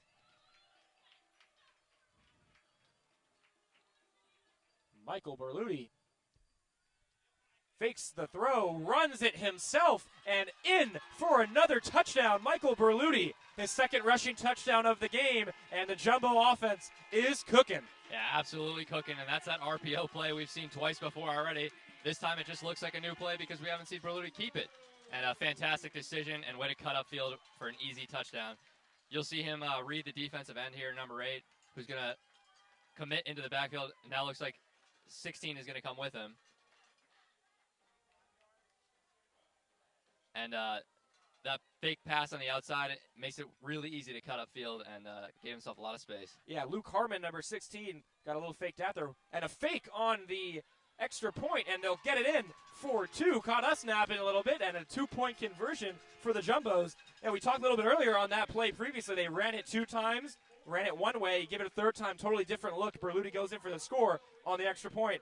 They get 2 more, so 18-0, and just a completely different game than Amherst thought would be coming into today. Yeah, absolutely. As a 2-0 team coming in, and now you're down 18-0. This is where you got to dig in and really, find some stuff out about yourself. Are you really an undefeated team like that?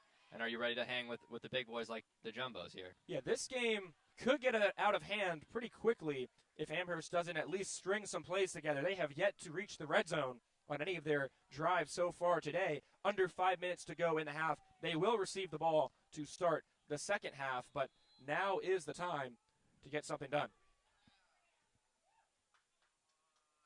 Yeah, absolutely. We saw Amherst look pretty good up until they had that offensive lineman injury, but their running game was coming together and their passing game looked okay. Kickoff returned with room to run down the right side, down to the 30-yard line. Carter Jung has really been a playmaker for Amherst so far. Yeah, absolutely. He's been a bright spot in this pretty dark day for this Amherst team.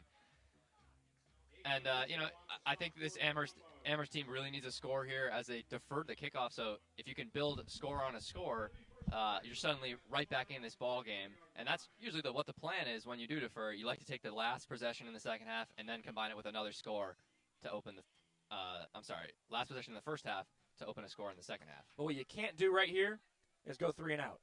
Absolutely. You cannot give Tufts another chance with this ball. It's you score or it's halftime.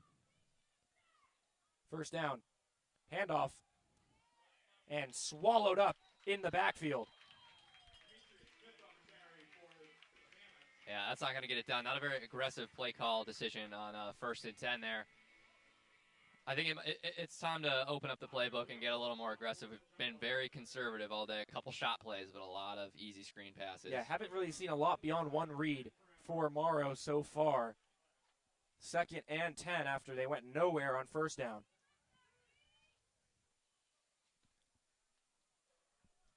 Gerber, the wide receiver, at the bottom of your screen.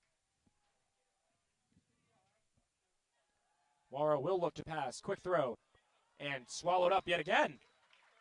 He found his man, Carter Jung, but not too much to be had right there. Jumbo's very disciplined so far on the defensive end.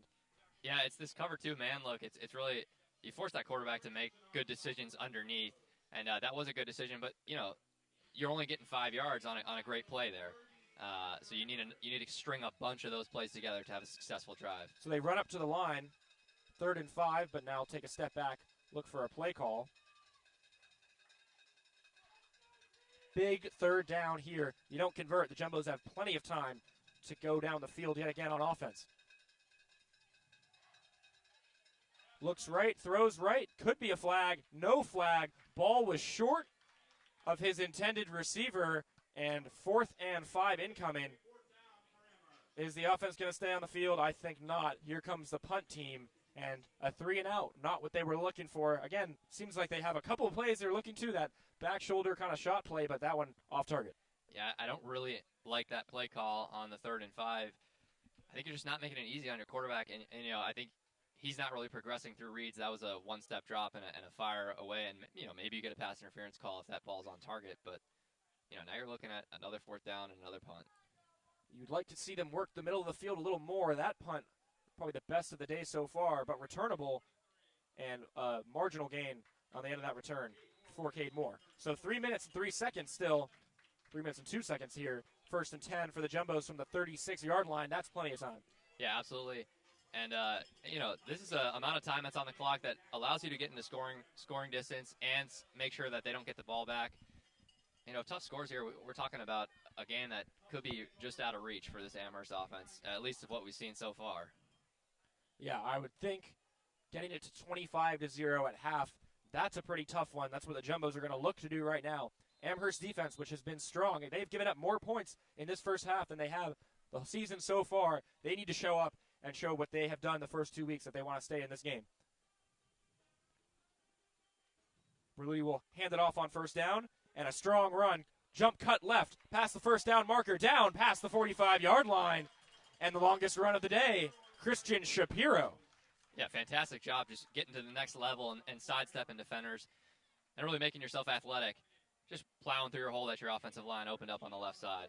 That's a good, hard run, something we haven't seen too much of, and a potential game changer for the Tufts offense. So now, clock ticking, will be under 2:30 when this ball is snapped, and the Jumbos are already near midfield at the 48-yard line. 1st and 10. Another handoff to Shapiro. This one won't be as successful. Swarmed and brought down. Anthony Lenahan on the tackle for Amherst. Yeah, good job by Amherst there. They swung the defensive end way outside and contain so that Berluti couldn't scamper away again like he did on that last drive and smothered him up the middle. Clock ticking down to 2 minutes, and the 2-minute warning will give us a little break, but 18-0. Henry, ball at the 47-yard line. What are you looking at Tufts to do right now? Well, I think you need to at least get it into Von Seelig's range before this time expires. It's something that a touchdown, just because you don't come up away with a touchdown on this drive, does not mean it's bust. A field goal still puts this game at 21-0. That's a significant 3-possession lead. I'd like to see him get aggressive. Berluti's looked great through the air so far, and I think we should look to continue to see those middle routes coming over to Cade Moore as he's been open a couple times before. We'll see what the Jumbo offense looks to do. The Amherst defense wants to get a stop. Berluti, 2 rushing touchdowns so far. Again, still without a passing touchdown on the season, but I think the Jumbos will take that if they're going to come out of here with a W. So 2nd and 11, a lot of options for the Jumbos as they'll look to extend their lead before the half. Yeah, and if you're Amherst, I mean, you're okay allowing some short completions. You can't let the top come off your defense. See if that happens here. Berluti will be passing. He has a man wide open down the left side of the field. Does he have him? Caught. And inbounds. A huge gain and a first down. Yeah, right as I say that, the Jumbos take the top off this defense, and they left him wide open, not a man in sight. I'm not sure if there was a miscommunication on the right side. It looked like a zone play, and that safety over top just had to come to the rescue. Freshman Keller Rogers getting some targets early in his Tufts career. That one, as soon as the ball was snapped, you could tell he was wide open. Yeah, he had a big catch last week too. His first catch of his career for 45 yards, and that's his only catch. Now he has a second catch of that total. So 1st and 10. Keeper for Berluti looks like the same play we've seen before. He pitches that one, and a risky play. Flag is down, bobbled by Cade Moore, who's still going. Cuts back the other side of the field. He's got room to run. Can you believe that? Short, down at the 1-yard line. I'm not sure if that one's coming back. I'm not sure what that was, but we'll see what the call is. Somehow Cade Moore reversed it all the way back across the field. That was a ridiculous read option play. I have never seen a toss play that long. You are leaving that ball fluttering out there for way too long. Waiting on the call here. Illegal forward pass is the call. Berluti crossed the line of scrimmage and then pitched that one forward to his man Cade Moore. The slot option, that is a play. You see that in college, but usually the receivers probably split a little closer in towards the offensive line. That one, he was way out, crossed the line, then tossed it forward, so that one's coming back. What an unbelievable play, though, as it happened. Yeah, interesting decision to throw a forward pass as well. Underhand, essentially. I don't think I've ever seen that one before. And a beautiful play from Cade Moore to cut it back almost 50 yards across field and almost get in the end zone, but all for naught. A bobble at the beginning. The whole thing kind of, I mean, and based on the play I think we've seen, but previously Berluti will fake that overhand. He's not really going to toss it underhand, which, somehow we ended up there. But now 2nd and 10, it seems. Clock under 1:30. Berluti in the backfield by his lonesome.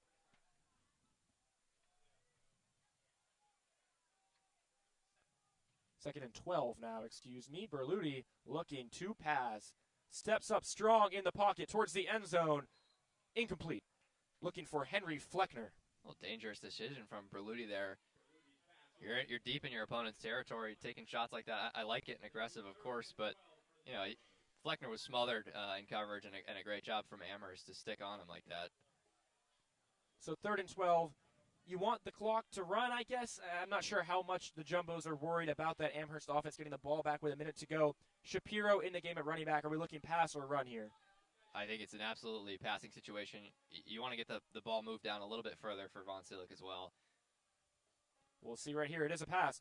Berluti fires to the right side, but over the top of Fleckner and out of bounds. So the offense makes some progress, but unable to finish off that drive. Here comes the field goal unit, and we'll see if Von Seelig can convert and give the Jumbos a 21-0 lead.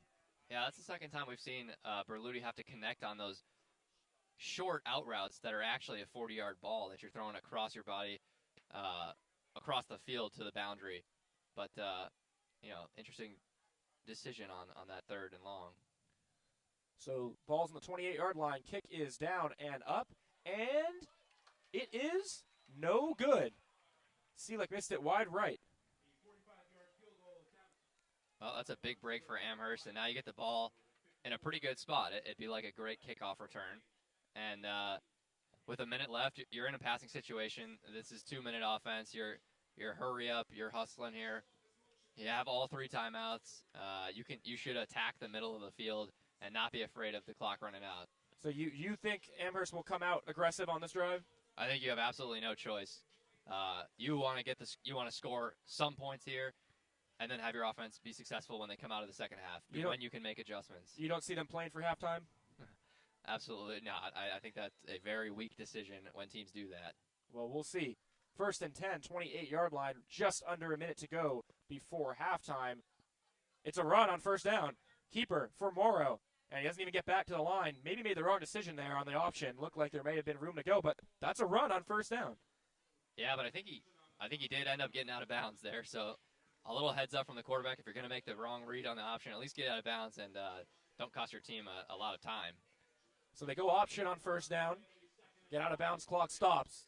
2nd down, is this where we will see something aggressive from Amherst? Because, again, 53 seconds now. Need to see something unless you're happy to get the ball at the start of the second half. Down 3 scores, to me, it just doesn't make sense to be complacent here and let yourself go into the half. But maybe that's what they're going to do. 2 receivers out wide. It is a handoff up the middle. Gain maybe around 3. Clock is running, but they will take a timeout. Excuse me, the Jumbos will take a timeout. So Jumbo's angling to get a 3 and out here, get the ball back and take another shot. They're in much better position to do that than Amherst is, of course, but timeout right now, 45 seconds to go in the half.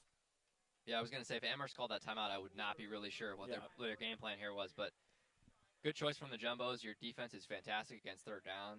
You let up one earlier on that deep shot to Carter Jung, but other than that, Amherst offense, looks pretty happy and content with just running this clock out. Sure seems like they are playing for halftime.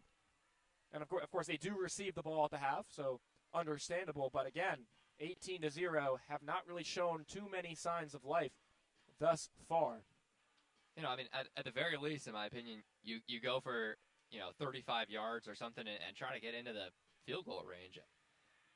I mean, we watched warm-ups. I think field goal range maybe not that deep for Amherst regardless, so just trying to hedge their bets and see what they can do. 3rd and 5. If they run the ball, Tufts will probably burn another timeout. See what they do. Morrow takes a snap. It is a pass. Fires right and deflected and incomplete. So Jumbos don't even need to burn a timeout. Another 3 and out, it seems, for Amherst. The punt team is on, and the Jumbos will have probably around 30 seconds if they want to take another shot. Yeah, I think if the Jumbos come out and score on this drive right here, you could be looking at that drive, this set of downs as a key reason why Amherst is really struggling in this game. But you have a quarterback like Berluti who can go out here and just sling it around, and this Amherst defense has been unable to really defend a lot of these schemes that Savetti has been drawing up. And credit to the Tufts defense, of course, as well. Another decent punt. That one very, very high. And a fair catch for Cade Moore. You give credit to that Tufts defense. Defensive coordinator Justin Manning left after last season to become the defensive line coach at Troy. That's a D1 university. The co-defensive coordinators are now Tino Lopez and Ken Jones. They are doing a good job today, really stifling the Mammoths offense. Not that they've been a barnstormer through 2 weeks, but definitely expected more than 0 points at the half. Now 33 seconds for the Jumbos at their own 28-yard line to see if they can get in the field goal range, or you never know, score a touchdown. Looks like 2 high safeties over top. Yeah, I like this spread look from the Jumbos. That's threatening, certainly threatening passing game. Berluti deflected and incomplete. Broken up by Damian Carano, the junior linebacker from North Haven, Connecticut. So they look to throw first down and quickly incomplete. Maybe a little content that that ball gets deflected to the turf because I think he was intending for Rios, who was certainly not very open. Could have been a dangerous ball. But with 30 seconds left, you're still getting aggressive here. You have 2 timeouts left. Middle of the field is wide open. 2nd and 10. Another pass. Berluti. He has a man open. It's Burton. Burton catches but stumbles. He had room to run, but just kind of fell over. Clock is now running under 20 seconds. Jumbos hurry up to the line. Not going to call a timeout. 14 seconds. 13 seconds. They're going to get under 10. Not sure what the plan is here. Might just let the clock run out. Yeah, I think that's it. The Turf Monster has gotten a couple people today. We saw it on the opening kickoff with Cade Moore, and now again with Burton here. So that will be the end of the first half here at the Ellis Oval. The Jumbos kind of killing it on both sides, offense and defense. They'll take an 18-0 lead into the half on the back of 2 rushing touchdowns from their quarterback, Michael Berluti. Amherst will look to respond when we return here on JumboCast. I'm Jared Cohen. Henry Burns with me. We'll see you in just a couple minutes.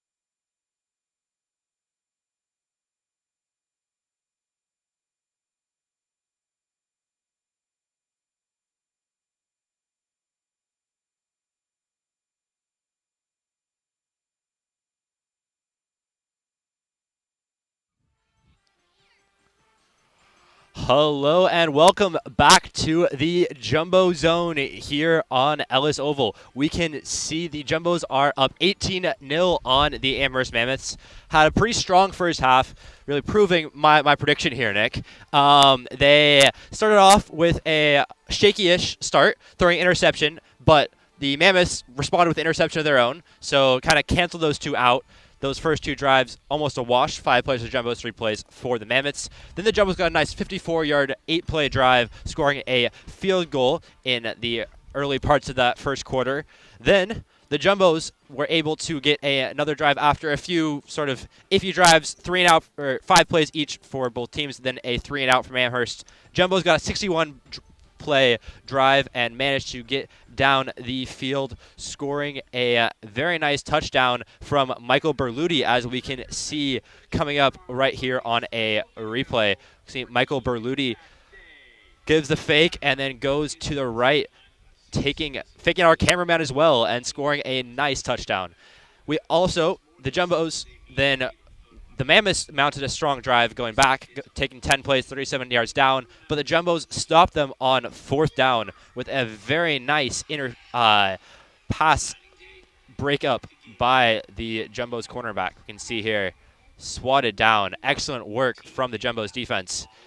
And then after that, Jumbos went off of that play and managed another strong touchdown drive. 8 plays, 62 yards, scoring another Berluti rushing touchdown. We can see the replay of that right here.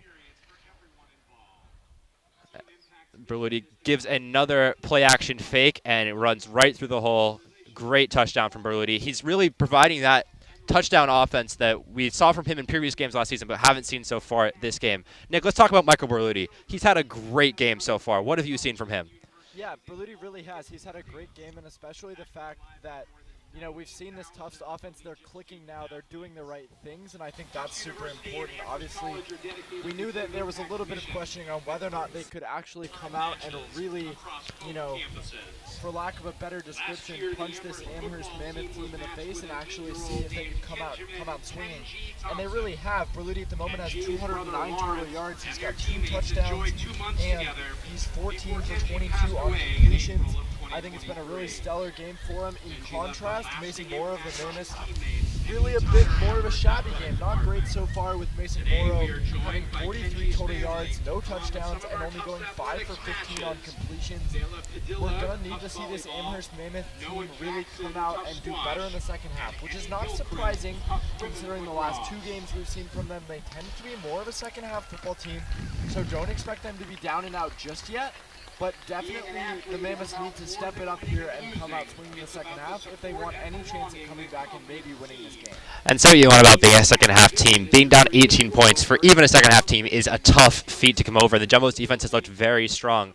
The Mammoths, aside from that 10-play drive, have yet to manage a drive over 5 and have had 4 3-and-outs, well, 1 being an interception. So not really 3-and-out, but 3 3-and-outs, including 1 with 0 yards total. So they'll really need to pick it up. They'll need Morrow to have a stronger game. They'll need their offense to really start clicking a lot more if they want to get back into this game. Now, as we mentioned earlier, we had those predictions coming to this game. I had Tufts, you had Amherst, but outside of that, there has been a bit more going in your favor so far across the NESCAC. We've seen the shock results of the day, in my opinion, is Bates are up 14-10 on Wesleyan. I had Wesleyan smoking the Bobcats, and this is a lot closer than expected. So that's definitely been a shock. 14-10 to the Bobcats at halftime. Sorry, keep going. No worries. I agree with that. That's definitely a little bit surprising. Obviously, if we see Wesleyan come back and put some more points on the board, I wouldn't be surprised. But just to see Bates in this position up 4 going into the second half on Wesleyan, I don't think that was an outcome either of us predicted. We both had Wesleyan winning that game. So I'll be curious to see what happens in that second half, whether or not Bates can keep up the momentum or whether or not Wesleyan says, no, we're going to actually listen to what Jake and Nick said, even though we didn't hear it, and win the game. Yeah, Wesleyan getting another one of those massive touchdown plays like they had last week, an 87-yard touchdown pass for the Cardinals, getting them back into this game. It was 14-3 at one point, and we were both shaking our heads like, what is going on? but it has gotten a bit closer. Speaking of games getting closer, I know it says on the graphic it is 7-0 to the Williams Eafs. It is now 14-all between the Trinity Bantams and the Williams Eafs.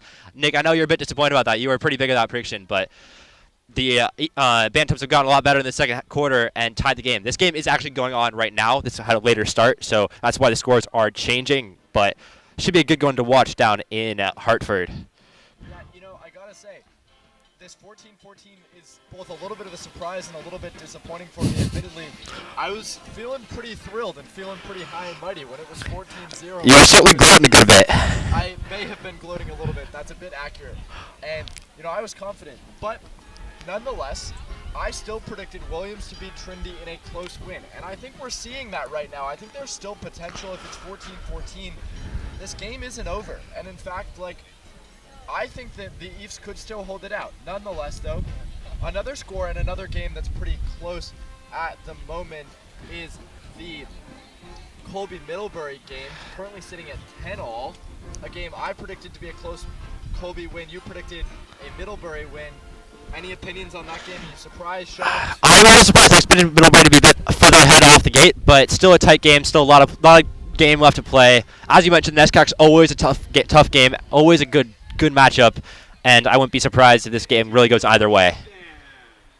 And then obviously the last one of today, our graphic is also apologize wrong on that one. It is actually 21-14 in favor of the Bowdoin Polar Bears right now. And so Bowdoin going to, or not necessarily going to, but winning that game at the moment. Both of us did predict Bowdoin to win that game. I think that's not surprising. But admittedly, a bit of a closer game than I was expecting. And one thing that surprised me is Hamilton has actually matched their whole season-long points total in this first half. They have had 14 points all season. They've got 14 points this half, so already success for the Continentals in that regard. But this could be a good game to watch. I think there's going to be a lot going down to the wire here. The Polar Bears do have a slight lead going into the break, but still all to play for in really all of these games. Certainly true. I think a lot of these games super close at the moment and definitely could sway either side. And obviously, you know, hoping they swing either side in my direction. Yeah, we'll keep a close eye on those. Definitely keep your eye on those NESCAC matchups throughout the rest of the day. We'll be back in a minute or two with an interview with TCU President Joel Amalade. So don't go anywhere.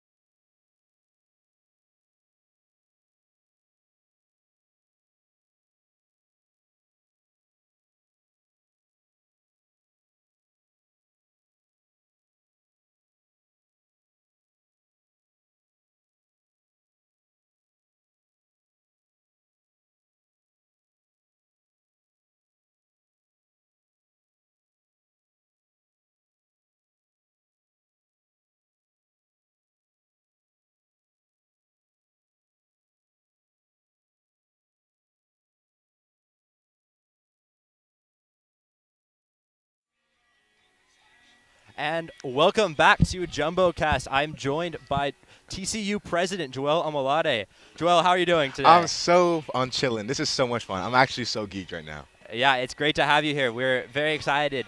We just wanted to hear a bit about what you're doing at TCU. Yeah. What are we looking forward to for the rest of the couple of weeks? Yo, great question. This year in TCU, our biggest things are the macro and the micro. So on the macro side, we have our big events. You know, we have our amazing town halls. We have a farmers market this Friday, which we're really excited about. But also on the micro side, we just really want to focus on student life and student well-being. I'm not sure if you saw, but we were able to extend gym hours this past year, which has been a project that people have been fighting for so many years, and I'm glad we're able to do it this year. We've been able to work with the meal swipes to really extend those so that students are able to eat more on our campus. But honestly, it's just been a jam-packed year so far. We're focusing on legislation, we're focusing on events. We just want to make campus as fun and as safe and as great as possible. Yeah, it's definitely been great. We've seen some of those impacts already, and it's been great to experience really the benefits we've got from having just it's great to have your voice and you're the greatest. Really Thank you so amplifying much. our perspectives as a community. So yeah, we really appreciate that. You mentioned wanting to get on a game. We'd love to have you at some point. Oh, that's so amazing. No, because I've been a big fan of just this type of work. I just think it's so cool, being able just to commentate, say what's up, be a part of the games. You might as well be a player, you know? Yeah. Yeah, we got to get you on a game at some point. I'm so excited. It's such a fun experience to do. It's such a fun time. It looks so live. We get to have great experiences like this with the halftime show. No, we also amazing. have our excellent football commentators, Jared and Henry, up there. They're eating it up there. Yeah, they're incredible. Exactly. They really know their stuff. Seniors, they've worked there for a long time. That's so amazing. Great commentary duo. Yeah. And we've got other sports we work as well during this fall. So we've got our soccer games, we got our volleyball games. So what's your all-time favorite? What? What's your favorite sports to watch or to commentate on? I played volleyball in high school, so I'm a big volleyball guy, but yeah. soccer's got to be my favorite personally. That's amazing. But good pick. Football is also just a special environment. It's the biggest game. It's got a lot going on. The Jumbo Zone's so fun. Yeah. So really, I'm a fall sports guy. Fall sports, That's so real. fun. That's I love real. all of them. Yeah. So it's really fun. Any sports you're really looking to get into? I mean, I think volleyball is amazing. I don't know why, but I get tense every time I watch volleyball. Yeah. I've never watched volleyball and been relaxed. Oh yeah, volleyball's always back and forth. That's what I'm saying. Volleyball, and I'm gonna say also tennis. I think tennis is my top. We unfortunately don't do tennis right now. That's true. Yeah. It's kind of hard to commentate on several different matches at the same time. Most definitely. But we'd love to get you on volleyball. We got a lot of games coming up. That's true. And also, I think soccer is really live as well. Soccer's a lot of fun Most too. Definitely. Did you ever play? Yeah, I played in high school as well. That's cool. I love soccer. Yeah. Also played some football in middle school. What was your position? In football? Yeah. I was a wide receiver. Oh, I could tell. I could tell. Wide receivers, they have a certain aura about them. Yeah. You know? So could get some. Wasn't big enough to actually get more into that, but That's true. It's a fun time. Do you ever play any? I used to play tennis in high school. Oh, nice. I also did powerlifting for a bit, as you could tell, you know. And then I tried to do soccer, but I wasn't good enough for that one. So I definitely was a good bench warmer. I think I was able to, just occupy the bench a little bit. I had my dominance, I think they could tell, Yeah. Yeah. All right. Well, thank you so much, Joel. It's been great to talk to you. Thank you so much. We'll I have had to a get on the blast. mic at some point. Most definitely. It's been a pleasure to work with you. So we'll now send it back up to Jared and Henry in the booth.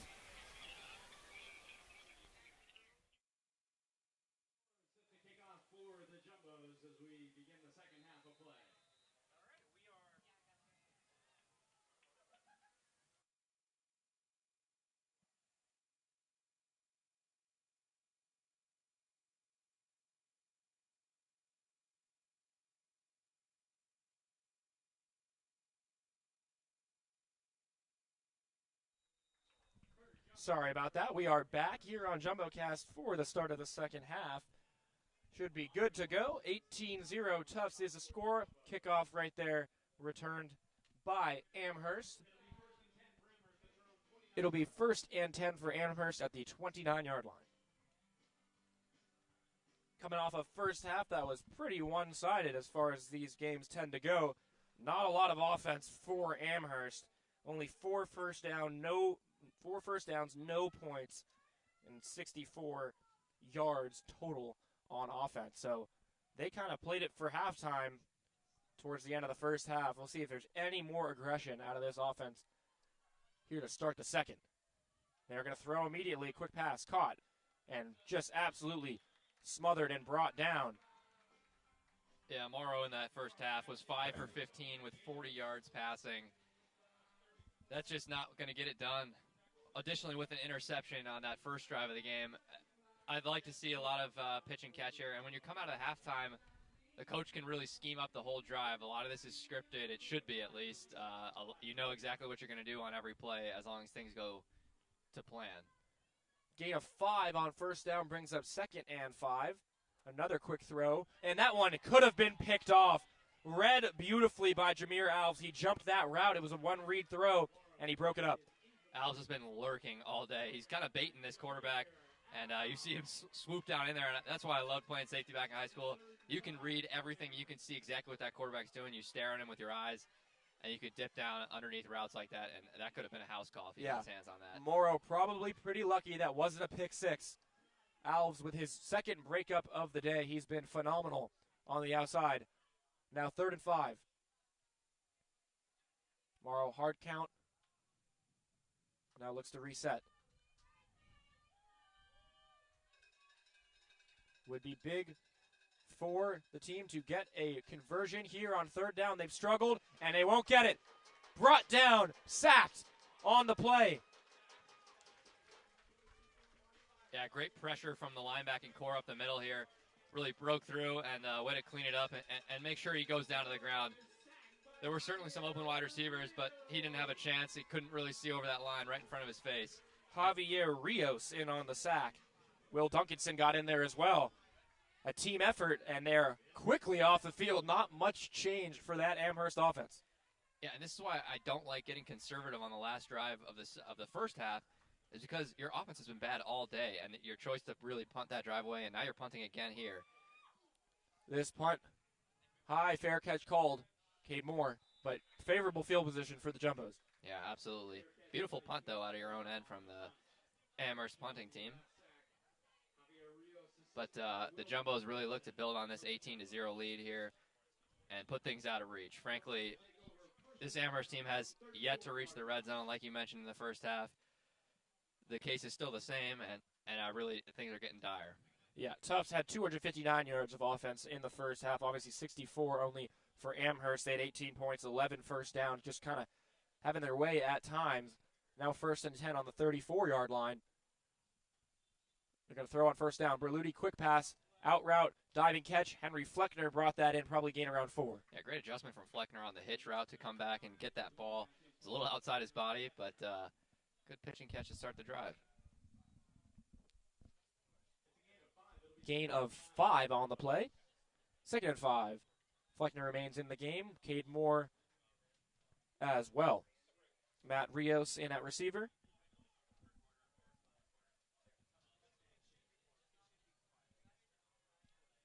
Berluti.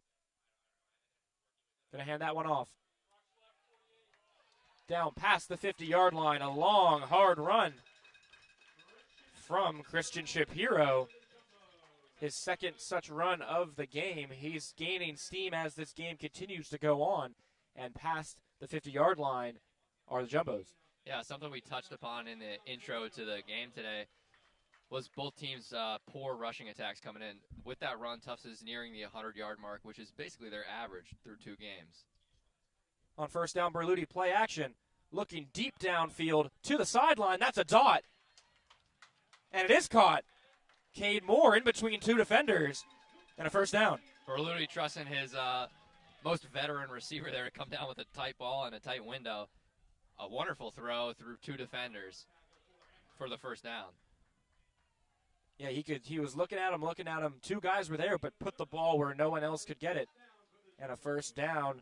Jumbo's moving the ball yet again, and Cade Moore, big part of that. Now 1st and 10. Motion man, handoff to Shapiro. Does a hurdle, jumps forward, and that should be around 5 yards on first down.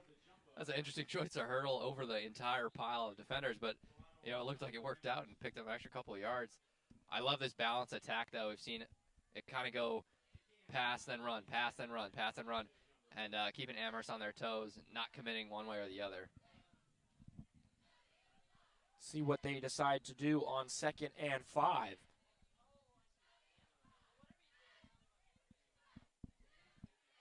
One man in the backfield, 2 receivers, 2 Berluti's right. 2nd and 5. Keeper, read option. Berluti dives forward. He'll be short of the first down, but a solid chunk. Yeah, real smart decision to dive down.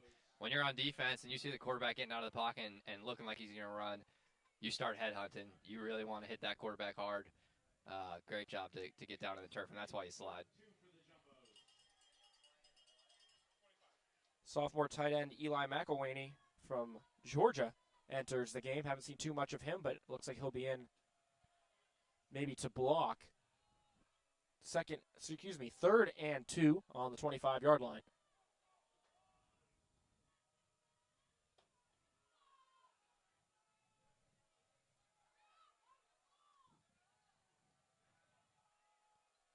The snap. It is a handoff. Shapiro rushes forward. He should have a first down. Yeah, ref looks like he's signaling for a first down. Good job just being conservative and knowing that you can trust your big boys up front to get a push for 2 yards. And I think that's progress really for the Jumbo offense. Sometimes even just getting a couple yards on the ground is difficult. That is a first down. So reset the chains. You're still short of the 10, so you can get another first down before you have first and goal to go.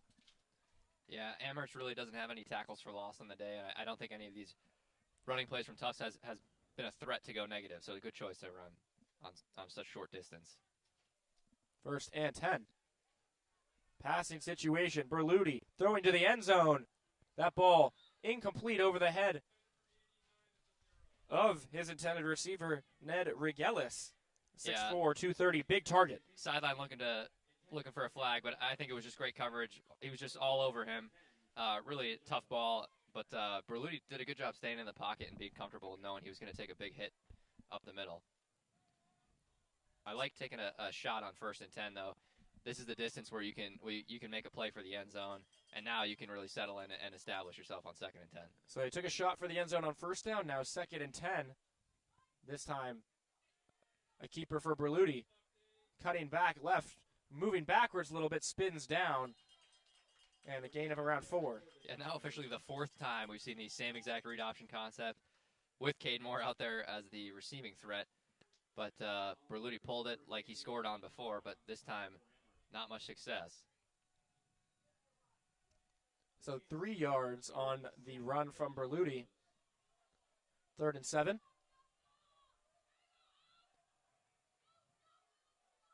Berluti, empty set in the backfield.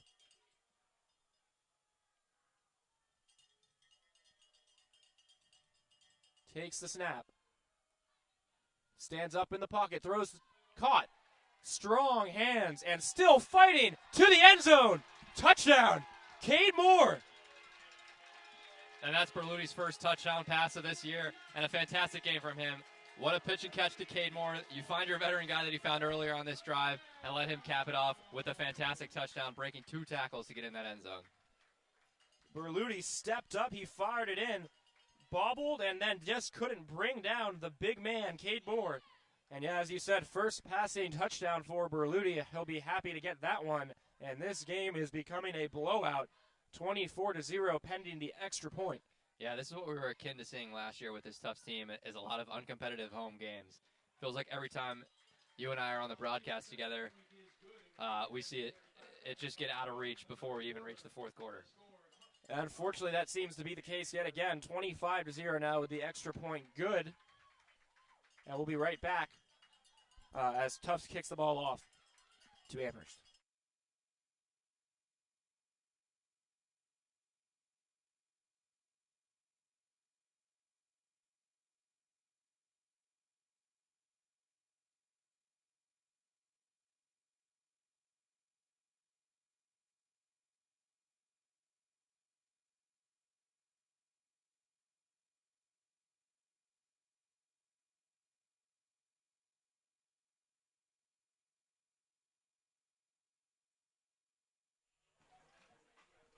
So we're back here at the Ellis Oval. Kickoff incoming from the Jumbos. But as you look here, big difference really. The Jumbos have stayed in this game despite the fact that they lost a lot of talent coming into this year. You're looking at 7 all NESCAC guys who graduated or transferred. Of course, Jaden Richardson went to USC. Only 2 guys left that roster for Amherst as the kickoff is underway into the end zone for a fair catch, for a touchback But look, 7 guys, all NESCAC, not on this team anymore, and they're up 25-0 today. Yeah, I mean, you can see 2 big ones for Tufts was Travis Sapelia and Blair Horning, 2 guys in the trenches that were key for establishing that run game that totaled over 180 yards per game last season. And I think, it just shows this year that it takes a little time when you don't have veteran, successful players like that up front in the trenches. And they have 3 new linemen coming in. So, things take a little bit to get into groove. But today it really looks like they've found that groove, and players have stepped up all across the board on both sides of the ball. Yeah, I mean, Edu Terry, big hole on the line, but you're seeing guys fill that. We've seen today on the defensive end, Jameer Owls has been phenomenal, especially filling in for that role that Vic Garza was in last year. So a lot of growth from the Jumbos. I think they would love to be 2-0 today, but they'll be happy to be 2-1 if they can keep their lead in this one. Amherst offense back on the field. First down play action, but not anywhere to go. Rolling backwards into the end zone and just getting rid of it is the quarterback, Mora. That's a dangerous play, a broken play from the beginning. Yeah, dangerous it was, but he looked kind of comfortable doing it, and I think he knew what he was doing and never was in risk of really taking a negative play. You see him kind of turn around and realize, all right, I have time and I can find a guy so I don't get intentional grounding here throwing out of my own pocket. But Amherst looks to play action on first down. The Jumbos not fooled at all.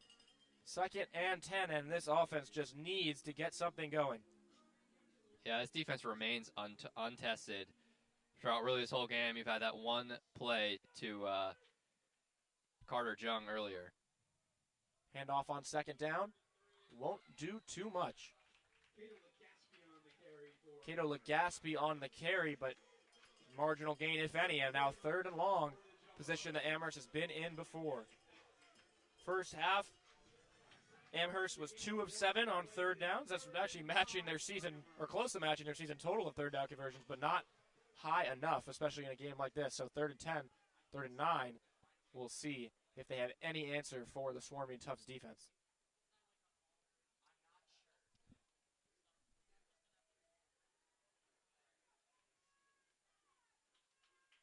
Morrow. Backpedaling, throwing a high looping ball. Defender was tripped up, and a flag comes flying in. Jumbo bench is upset. They thought that ball was uncatchable. Yeah, it looked a little uncatchable, but I will say that contact was very early. But a good call from the refs to pick up that flag. And Henry Forelli was on the coverage. The flag, no flag for interference or defensive holding. There is a flag on the offense for holding that will be declined and will bring up 4th down. So a long looping pass. No penalty there, penalty in the trenches, and now a punt. Yeah, this has not been pretty for Amherst's offense. And yet another punt. I think that puts them down to 2 for 9 on 3rd down conversions in this game. And things just really haven't been creative, I feel like. Defense seems to know what's coming every time. It seems like a run, and then chuck up a prayer on 3rd down type of scheme.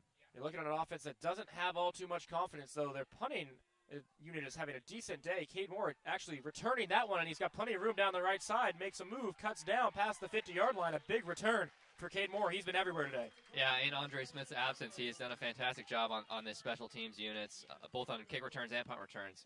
Great job cutting upfield and not getting yourself hit either, going out of bounds. Now you look to start your drive on the opponent's side of the field, up 25-0. I think you could start to look to run the score up a little bit if you please, because there has been no answer for Berluti on the ground or through the air. I think it's really just about trying to get your guys in rhythm. At this point, you're up enough. You have a little room to work with. We'll see if their offensive game plan changes. Doesn't seem like it will. Berluti throwing deep down the right side of the field, and he has a man, but it's through his fingers. Oh, just teed it up right there, right through his fingers, too. Oh, my gosh, that could have been a fantastic connection, and looks like they're going to stay aggressive on 1st and 10, just ripping a 40-yard bomb in the end zone that easily could have been caught for a touchdown. Yeah, Keller Rogers, he was open. He got open. He clearly has some speed, ran right by his defender, and was open in the end zone, but just through his fingers. Beautiful ball from Berluti, and you're absolutely right. The aggression seems to be going nowhere from the Jumbo offense. Now 2nd and 10 after the incompletion. See if they run here. They will.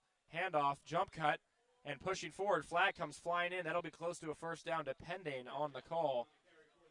Think it might be on the offense.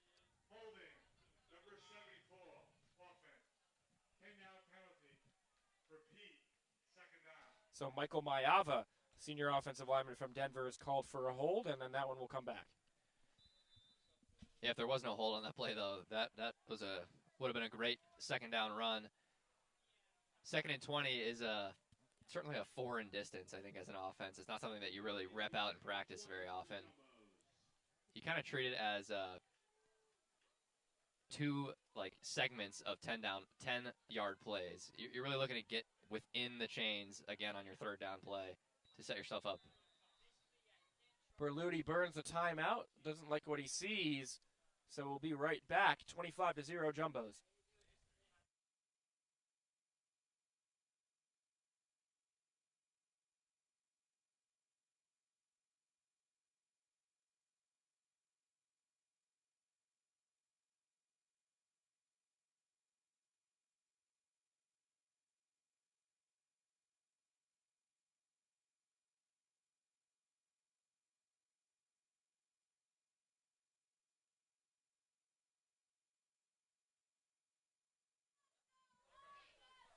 Back from that quick timeout, Berluti in the backfield, 2nd and 20. He had Matt Greco as receiver in the backfield, but he motioned him out wide. Empty set, Berluti. It's a QB draw, and he's got room to run. Up the middle, slides down, past where the sticks were originally, so it'll be a little under 3rd and 10, and a good chunk play on 2nd and 20. Yeah, good job. Understanding that when you go into empty, you spread the defense out wide. And we touched on this earlier when Tufts has given these empty looks. That Berluti is a good running back option. No spy seemed to be in order there for Amherst, a quarterback spy, that is. And Berluti just took off. It looked like a designed quarterback draw. So empty again. Motion man is Greco. Berluti looking to pass. Looks for Greco. Finds him. Caught. And an absolutely huge hit knocks the ball free. A fumble recovered by Amherst. Wow. Just laid the wood on him right there and forced that ball to come out. That was a fantastic hit. As Greco looked to turn upfield and just let go of that ball. Miles Harmon came in on the hit and forced it free. Kevin Agnew, the defensive back, recovered it. A huge turn of events, and what was really one of the bigger hits you'll see all year in the NESCAC off of what was a good chunk play for the Jumbos, and suddenly now Amherst has the ball back and another opportunity to try to make something happen. Yeah, I mean, that's a danger when you're trying to get aggressive like that and stay aggressive when you have a lead. Mistakes happen. It's not the conservative approach of just running the ball and letting the clock tick down. When you're taking shots like that, the ball and turnovers are very much in play. Greco got open, made the catch, made a move, had room, but didn't really see that hit coming. Ball came knocked free, and now 1st and 10 from the 30-yard line. Little trickery, reverse toss, going not even back to the line of scrimmage, brought down on the play. That was Carter Young. Young with the ball on the run, but no gain. So creativity, not missing from this offense, but little to see as a result. Well, I was going to say, it might sound crazy to give flowers to an offense that just ran a double reverse play for 0 yards, but plays like that keep the Tufts defense on their toes, and we've been lacking that all throughout this game. It's been a lot of the same 12 personnel looks or 22 personnel, and then just runs up the middle and easy out routes that are not going to fool this defense. All right, so 2nd and 10. Off of the turnover, play action. Morrow looking deep down the field, has a man on the sideline, caught. That's the tight end, Braden Donovan, number 84. He is 6'6".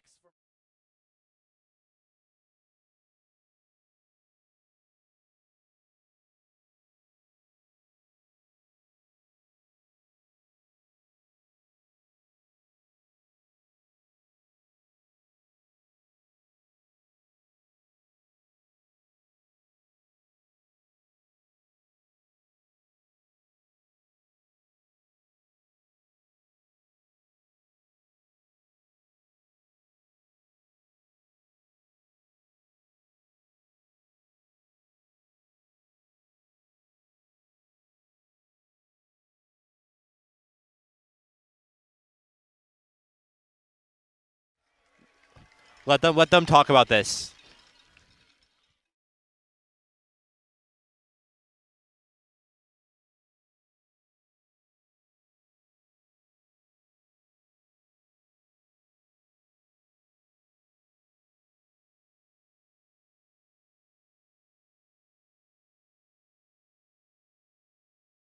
Interception of the day, his second interception of his career. He's going to dunk on the basketball hoop right now.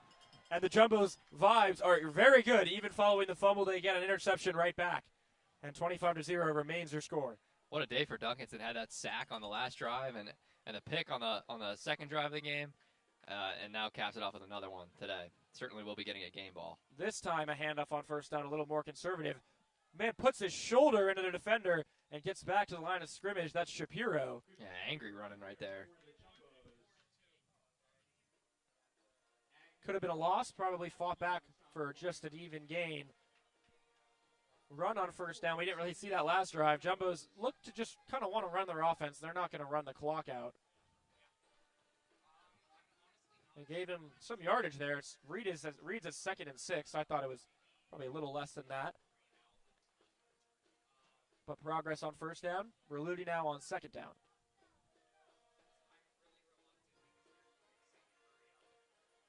He'll hand it off again. This time, even less. Yeah, good stuff from Amherst. They sent pressure off the edge and forced the handoff right into their front four for a big stop. So third down, early, quick third down. 3rd and 6.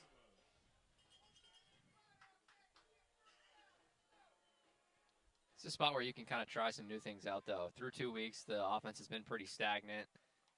You want to mix in the play calls that maybe you haven't been able to so far, because you haven't been in this situation up so much to this point in the season. Yeah, absolutely. So 3rd and 6, kind of an opportunity to find something through the air, see what they do. Berluti definitely looking to pass, stepping back, fading backwards, just kind of throws that one out of bounds. Don't think he liked what he saw, so they'll play it conservative. We're going to go down for a quick sideline report.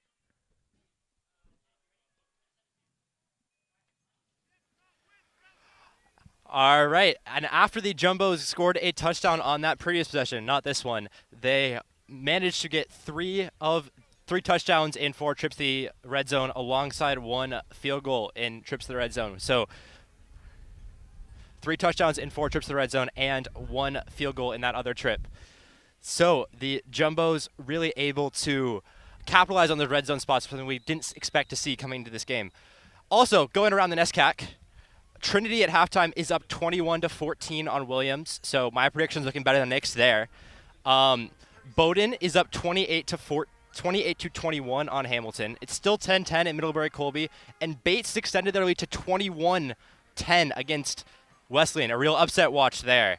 Thank you. Back to Henry and Jared.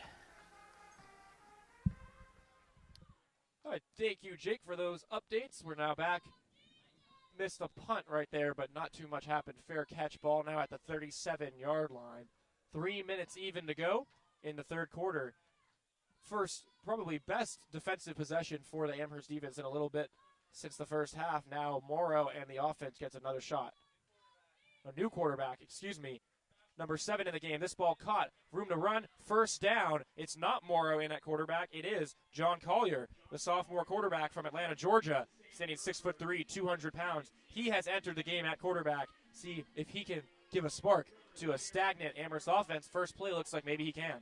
Yeah, I saw him warming up, and I noted to Jared that he was a big dude, and he was able to sling it. It's good to see him get some reps in here, and just maybe a change of pace drive here, really show a new look. Zachary Curtin, the freshman running back, he's a big guy too. 5'11", 208 from Philadelphia, Pennsylvania. He'll be in at running back, so kind of a new group in on offense as we tick down towards the end of the third quarter. Coach is hounding the ref there for a timeout. So a timeout it will be. Got a new quarterback in, John Collier, and maybe some new vibes in the Amherst offense. We'll be right back after this timeout.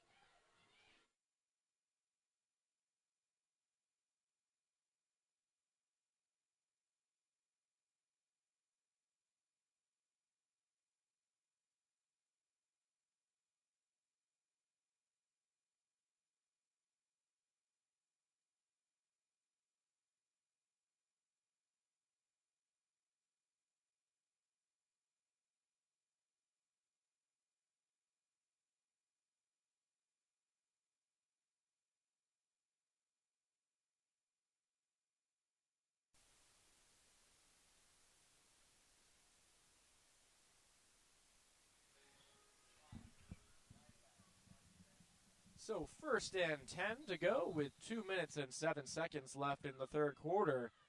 Big chunk play on the first play of this drive with a new quarterback.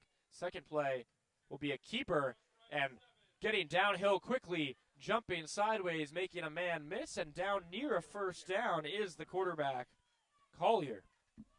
Had a big head of steam on him coming downfield. Almost picked up the first down on the read option. This is the most success we've seen in back-to-back plays all day for Amherst. And he has some wheels. He got downhill pretty quickly. I mean, as you said, big guy, 6'3" at quarterback. Berluti, not that tall, right? And so now 2nd and 1 to go. We'll see if that changes the playbook. Really haven't seen any 2nd and 1s, 3rd and 1s for this offense so far. Quartermain, the tight end, in motion. Going to hand that one off. Never mind. Actually, great fake, but down for the first down. Caught me lacking. The chains will move. Johnny Forelli on the tackle for the Jumbos. Means the quarterback's doing a good job if you got faked out, Jared. I thought he handed it off, thought he kept it, and then thought he handed it off. That's something you work on in practice. Yeah. Whenever you hand the ball, you want to finish the rep. The quarterback's job doesn't finish just when you let go of the ball. If you can drag that linebacker to just take another step or two in the opposite direction, it can be all the difference.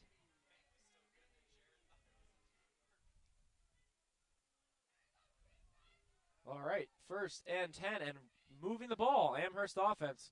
See if they play it safe here. They're going to pass. Collier stepping up, looking.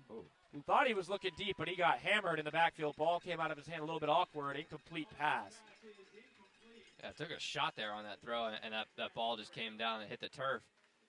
But I kind of liked his pocket presence, hanging in there and being able to take a shot. It's not something you see from guys who are new into the game or in their first game. Usually a little jumpy. Yeah, it looked like Parker Scott got in there, and I agree. I think one of the issues they were having with Morrow, not a ton of pocket presence, was fading back, backpedaling a lot, but something Berluti does really well. Stands up, stays in the pocket. Saw that right there, even though it was an incomplete pass. So 2nd and 10, but maybe a bit more aggression from the Amherst offense.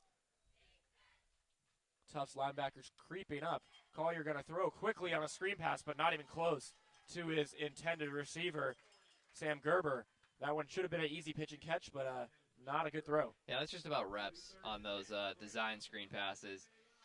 It's a deceptively hard ball to throw because you're catching that ball from the snap and you immediately have to let it go, and oftentimes you're throwing with no laces, and it's just tricky when you don't get a lot of reps with that. But over time it comes, and eventually it'll get ironed out. Mass substitution for the Jumbos. Marcus Pereira's in the game. Javier Rios re-enters the game. Now 3rd and 10.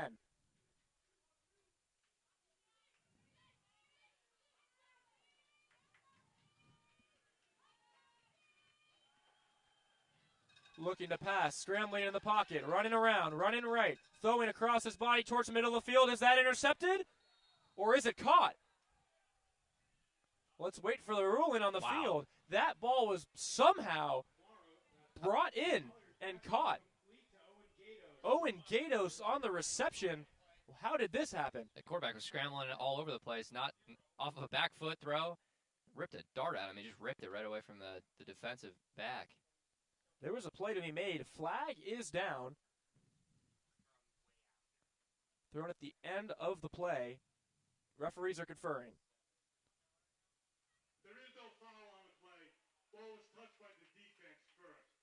It'll be 1st and 10, Amherst. It wasn't no foul on the play. Flag is picked up. Referee says it was touched by the defense first. Don't know what the call would have been. Regardless, another chunk play. Amherst moving the ball.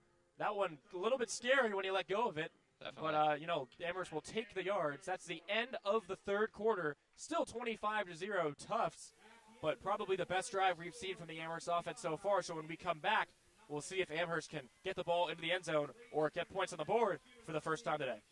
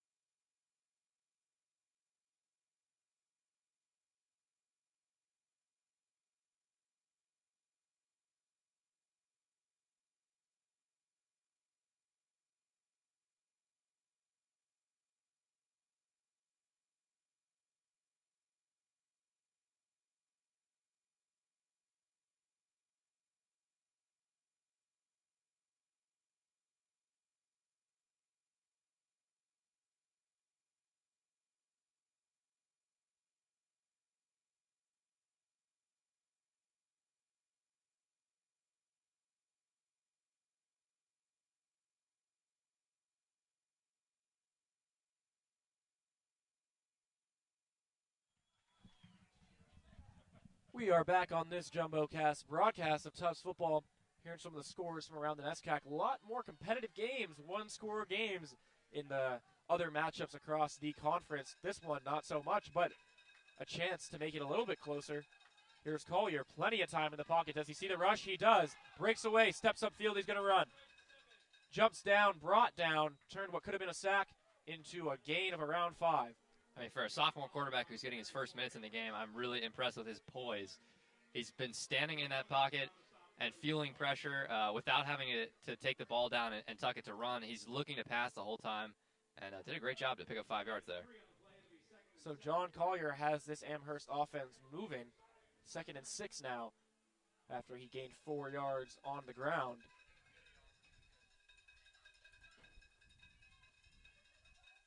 Wind is kind of picking up here. That ball handed off and just blown up in the backfield. That was a huge loss on the ground. Tufts defenders just swarmed and brought him down. Yeah, I think it was the right read. I just think the Tufts did a great job penetrating the offensive line and getting in there. That's Jalen Hill. 2nd time today he's really burst into the backfield to make a play. I think Jay Savetti will be happy with what he's seen from this Tufts defense overall, but the line has been strong. Haven't brought down the quarterback for too many sacks, but consistent pressure, and they've gotten into the backfield throughout the game. So 3rd and 11 now. Let's see if Collier can pull another rabbit out of a hat and pick up a first down. The blitz is coming.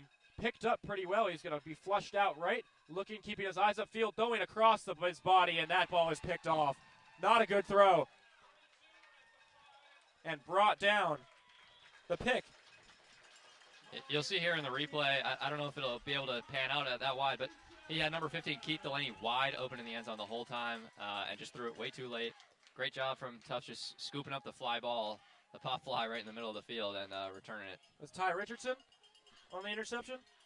It looked like it. I believe so. That'd be his 3rd of the year. He won NESCAC Defensive Player of the Week already. That one was a gift.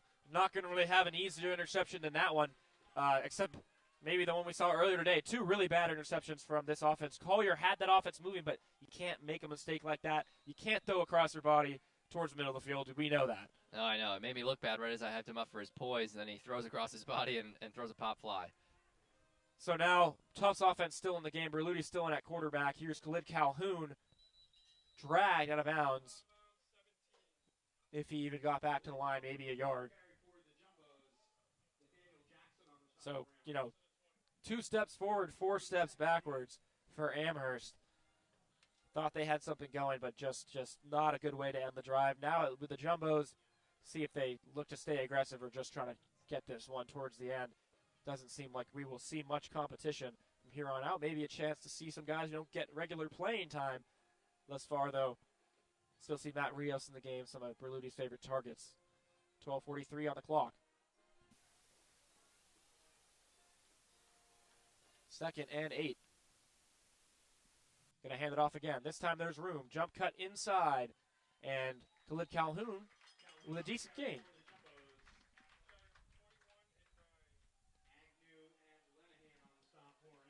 Agnew and Lenahan on the stop for Amherst. And they're going to move the sticks. First down, a gain of 8. Yeah, it's a home game. Maybe you get a generous maybe our frame of view from here isn't good. Because that looks short, but they'll give it to him, 8 yards. And the offense remains on the field. Interested to see how if Berludi just kind of stays in the rest of the game, if they look to rotate quarterbacks at all. Pet Band playing Paul Simon. Love that. Handoff again. Puts his head down. Swarmed, but a couple yards. Yeah, I know. I mean, Berludi as a senior next year, obviously someone will be stepping up to fill his shoes. So maybe, as this clock continues to wind down, you start to see them test out, who the predecessor will be. Yeah, it's really interesting, right? We didn't the successor. Yeah, that's what I meant. Yes. Yeah. No prefix on that word there. I mean, it'll be interesting. I think, again, we talked about it earlier. Maybe take it for granted a little bit how much stability they've had at the quarterback position since Berludi took over his freshman year. So, still a lot of time left to go in the season. Too early to be making plans. rearranging chairs on offense, but right now they look pretty comfortable just handing it off and burning some clock. Calhoun pushes that one forward. Another decent game.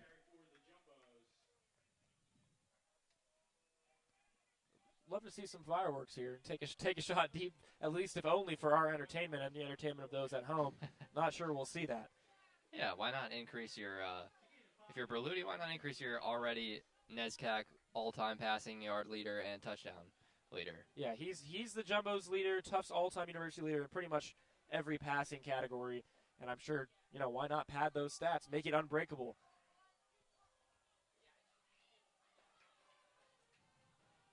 The only thing he doesn't have is an NESCAC championship. He'll try to get one this year. Another handoff. That one pushed forward close to a first down. I think he got it.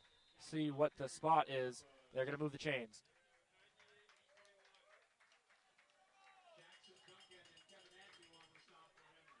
Very impressive day from the Jumbos today, though.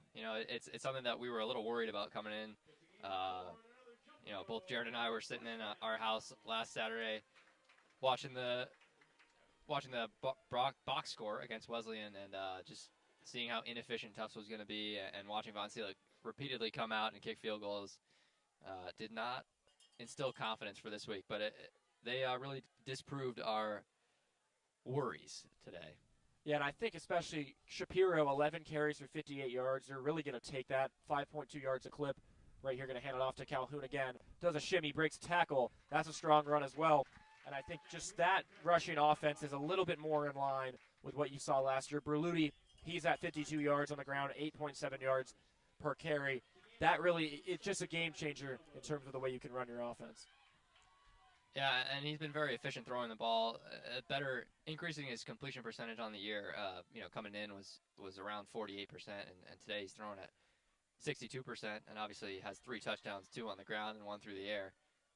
Certainly been the star player on this offense today. And that 62% completion percentage much more in line with what you expect from him, especially looking last year. The first 2 weeks just a little bit out of sync, missing maybe his favorite target, Jaden Richardson.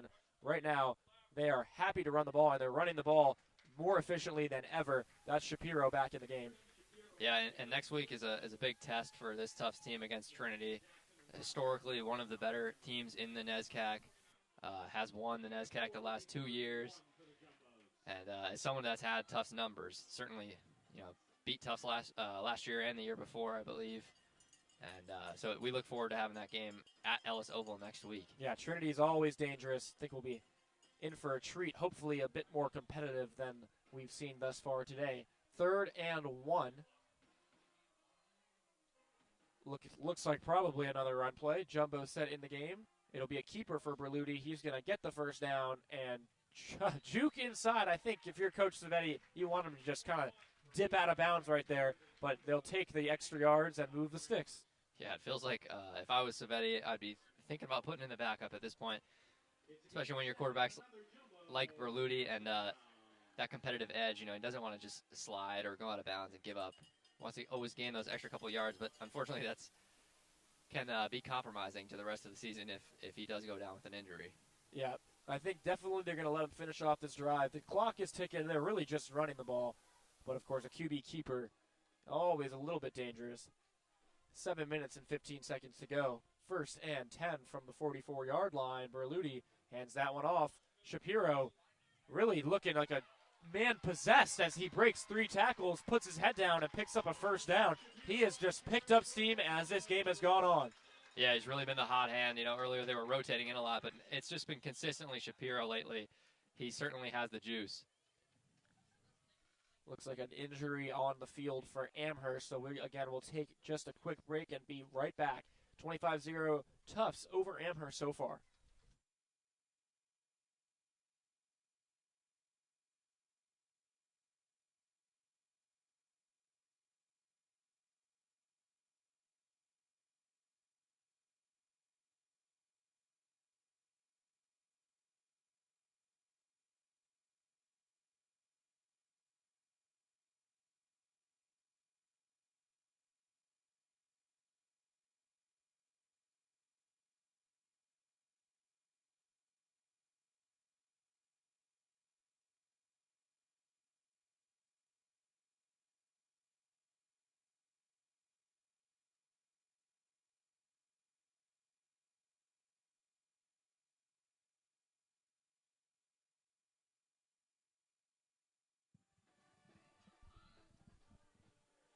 first and 10 after a quick injury timeout. 32-yard line. Berluti remains in the game at quarterback for the Tufts University Jumbos. They're driving exclusively on the ground. Haven't seen a single pass play yet, but an offensive formula that is working. They're going to keep it going. Little jump cut outside, cut inside. Shapiro down, another first down, and he is just looking like a different player right now. Yeah, Shapiro's looked really good in these 2 home games that we've seen him at, and I think he's hungry for his 3rd touchdown at Ellis Oval on the season. He runs angry, and he puts his feet in the ground, and he moves really well, especially for a guy who's pretty big. 5'8", I mean, not the tallest, but for his size, 190, definitely can run over some guys. We've seen that, and he is carrying them on this drive.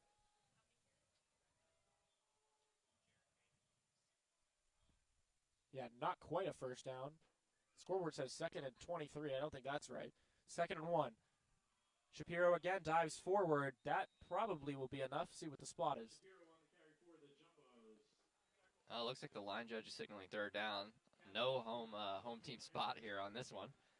So just a little short. 3rd down will be upcoming. Tight end Jack Elliott coming into the game. Ned Vergelis in the game as well. 6'4", 230 from Redwood City, California. We've actually seen a good amount of him today. Probably the next guy up at the tight end position. Haven't seen any Truman Gettings, though. 6'8". Love to see him get in there. See if that happens at any point. 3rd down. That one handed off again, and that will be enough up the middle for the first down.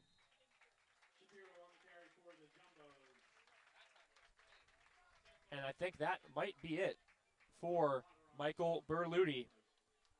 Luke Longus entering the game at quarterback. Off comes Berluti. That will be it for him. His final line, 18 completions, 29 attempts, a touchdown, interception, 230 yards to the air, as well as 7 carries for 59 yards and 2 touchdowns on the ground. Can't ask for too much more from your star quarterback. So the senior Luke Longus in now, probably looking to just keep the ball on the ground. Unsurprisingly, that's where it goes. Still fighting, pushed by the line. Andre Smith in the game. Max, now. you hear me? Senior running back getting his first action.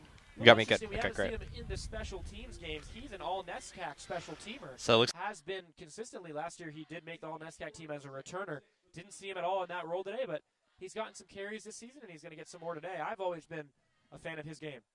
Yeah, I have as well, and you and I always talk about how we think they should utilize him a little bit more. He's been a bit of a gadget guy thus far in his career here, but he just has unbelievable speed and athleticism that is always on display when he has the ball in his hands. So 2 seniors in the backfield, Leongus and Andre Smith. Definitely some rotational talent in right now for the Jumbos. They're going to hand that one off to Smith. He breaks a tackle. He's going to go just down to the 1-yard line. Couldn't get in, but Smith showing why we have so much faith in him. he got kind of close to almost scoring a touchdown. Yeah, I mean, week 1 here, he had a little bit of trouble fielding some kickoffs, and I don't know if that put him in the doghouse or something, but I'm happy to see him back out there and working. Well, we can shift to the carve out a role on this team because he is a weapon. And after the loss of Chartelis Reese, I think this is something that, there's a hole open at the running back position, and it's something that Tufts is looking to see who can step up. A gain of 16 on the run from Smith. This drive has burned over 7 minutes of clock. They have kept the ball on the ground every play, have yet to throw it, and have made it essentially down the entire field. I think Coach Zavetti will be happy about this drive more than any other drive. The ability to keep it on the ground. Right there, rush forward.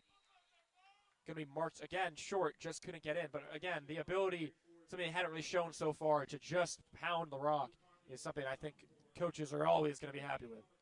Yeah, absolutely. And frankly, I think Amherst is content with this drive, just letting the clock tick down and wind down towards zeros and move on to next week. You really just need to forget about this game. Do what you need to do in the film room and review the things you need to review. But then next week's a new week, and you stop carrying this one with you. So 2nd and goal to go. We're going to tick down to the 2-minute warning. 2 minutes left to go. It's 25-0, but the Jumbos are knocking on the door yet again to try to run up that score a little bit. So as soon as the 2-minute warning ends, we'll be right back on JumboCast.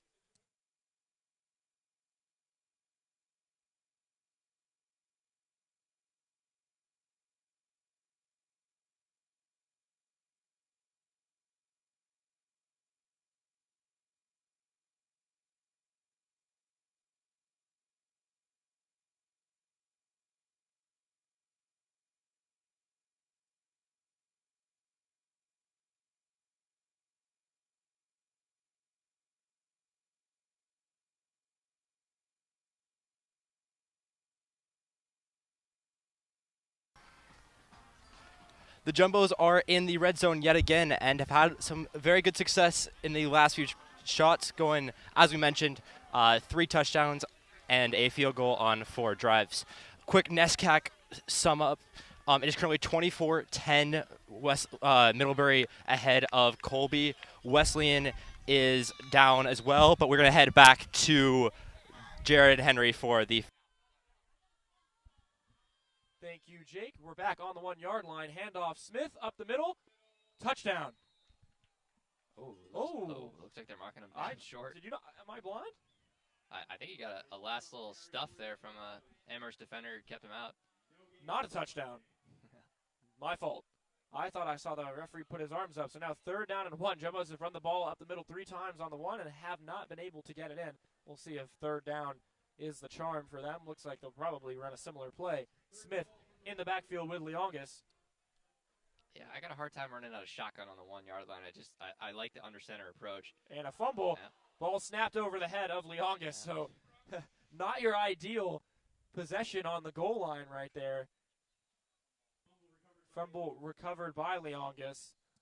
And looks like special teams unit will come onto the field. Or will the offense stay? 1 minute left in this game. They could just, fall on the ball if they wanted to. Or they can run another play. I like the idea of getting your senior backup quarterback a chance to throw one in the end zone here. Why not? All right, so this might be the last play of the game, or at least close to it. Clock under a minute, under 50 seconds and going. 3rd down and goal. 4th down and goal.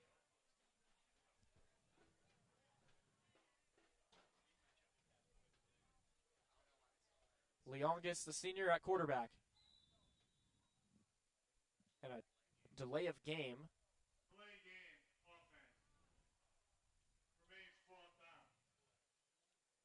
Still 4th down, maybe just some clock shenanigans as this game nears its close.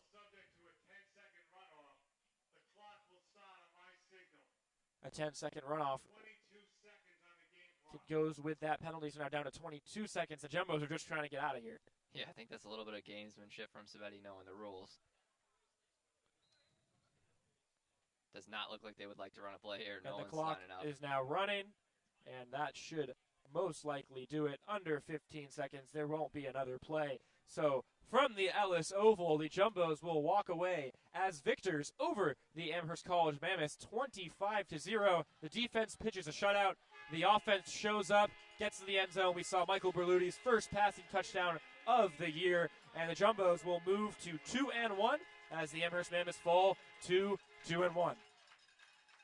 Yeah, next week should be a very tough task for this Tufts team, and hopefully a much more enjoyable game to watch for viewers like Jared and I up in the booth against Trinity next week.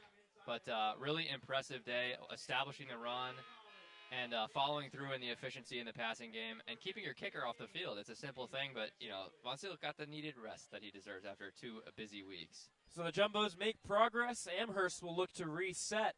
My name is Jared Cohn. I've been joined by Henry Burns. This has been a JumboCast presentation of Tufts football. Thank you for sticking around, and we'll see you soon.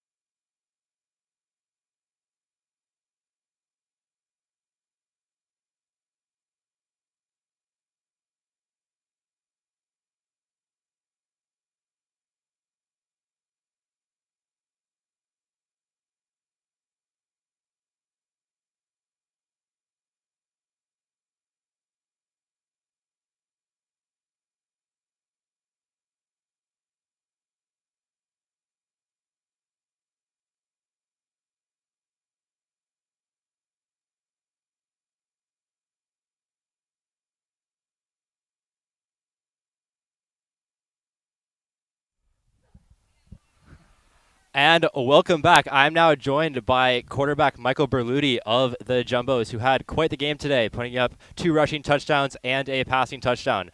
So, Michael, coming into this game, you guys had a rough week last week. What was the mentality shift coming into this game? You really came out with something to prove. What was the thought coming into the game? Yeah, I think the biggest thing for us, it really wasn't anything to prove to anyone else, just to ourselves. We're capable of playing a lot better than what we displayed last week. So we just wanted to put our focus and execution and really prove to ourselves that and play up to our capabilities was really the biggest thing. So we harped on it all week.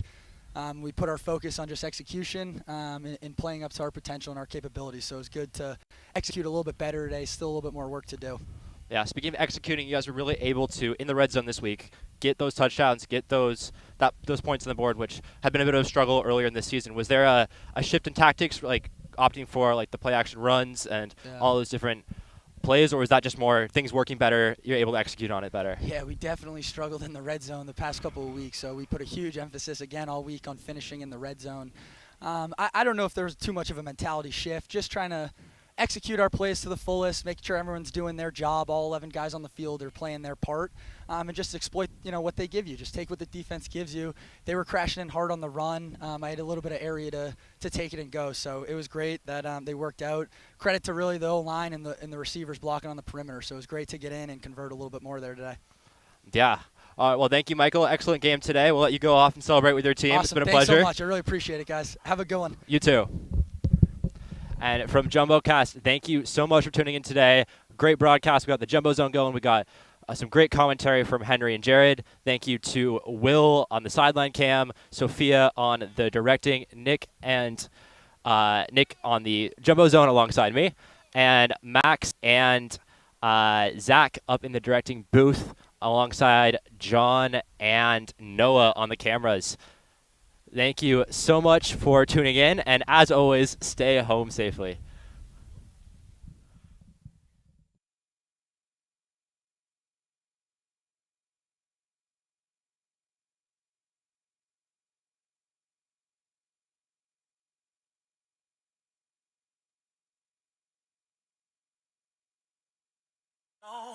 Wanna let you know you're so hypnotic, magical.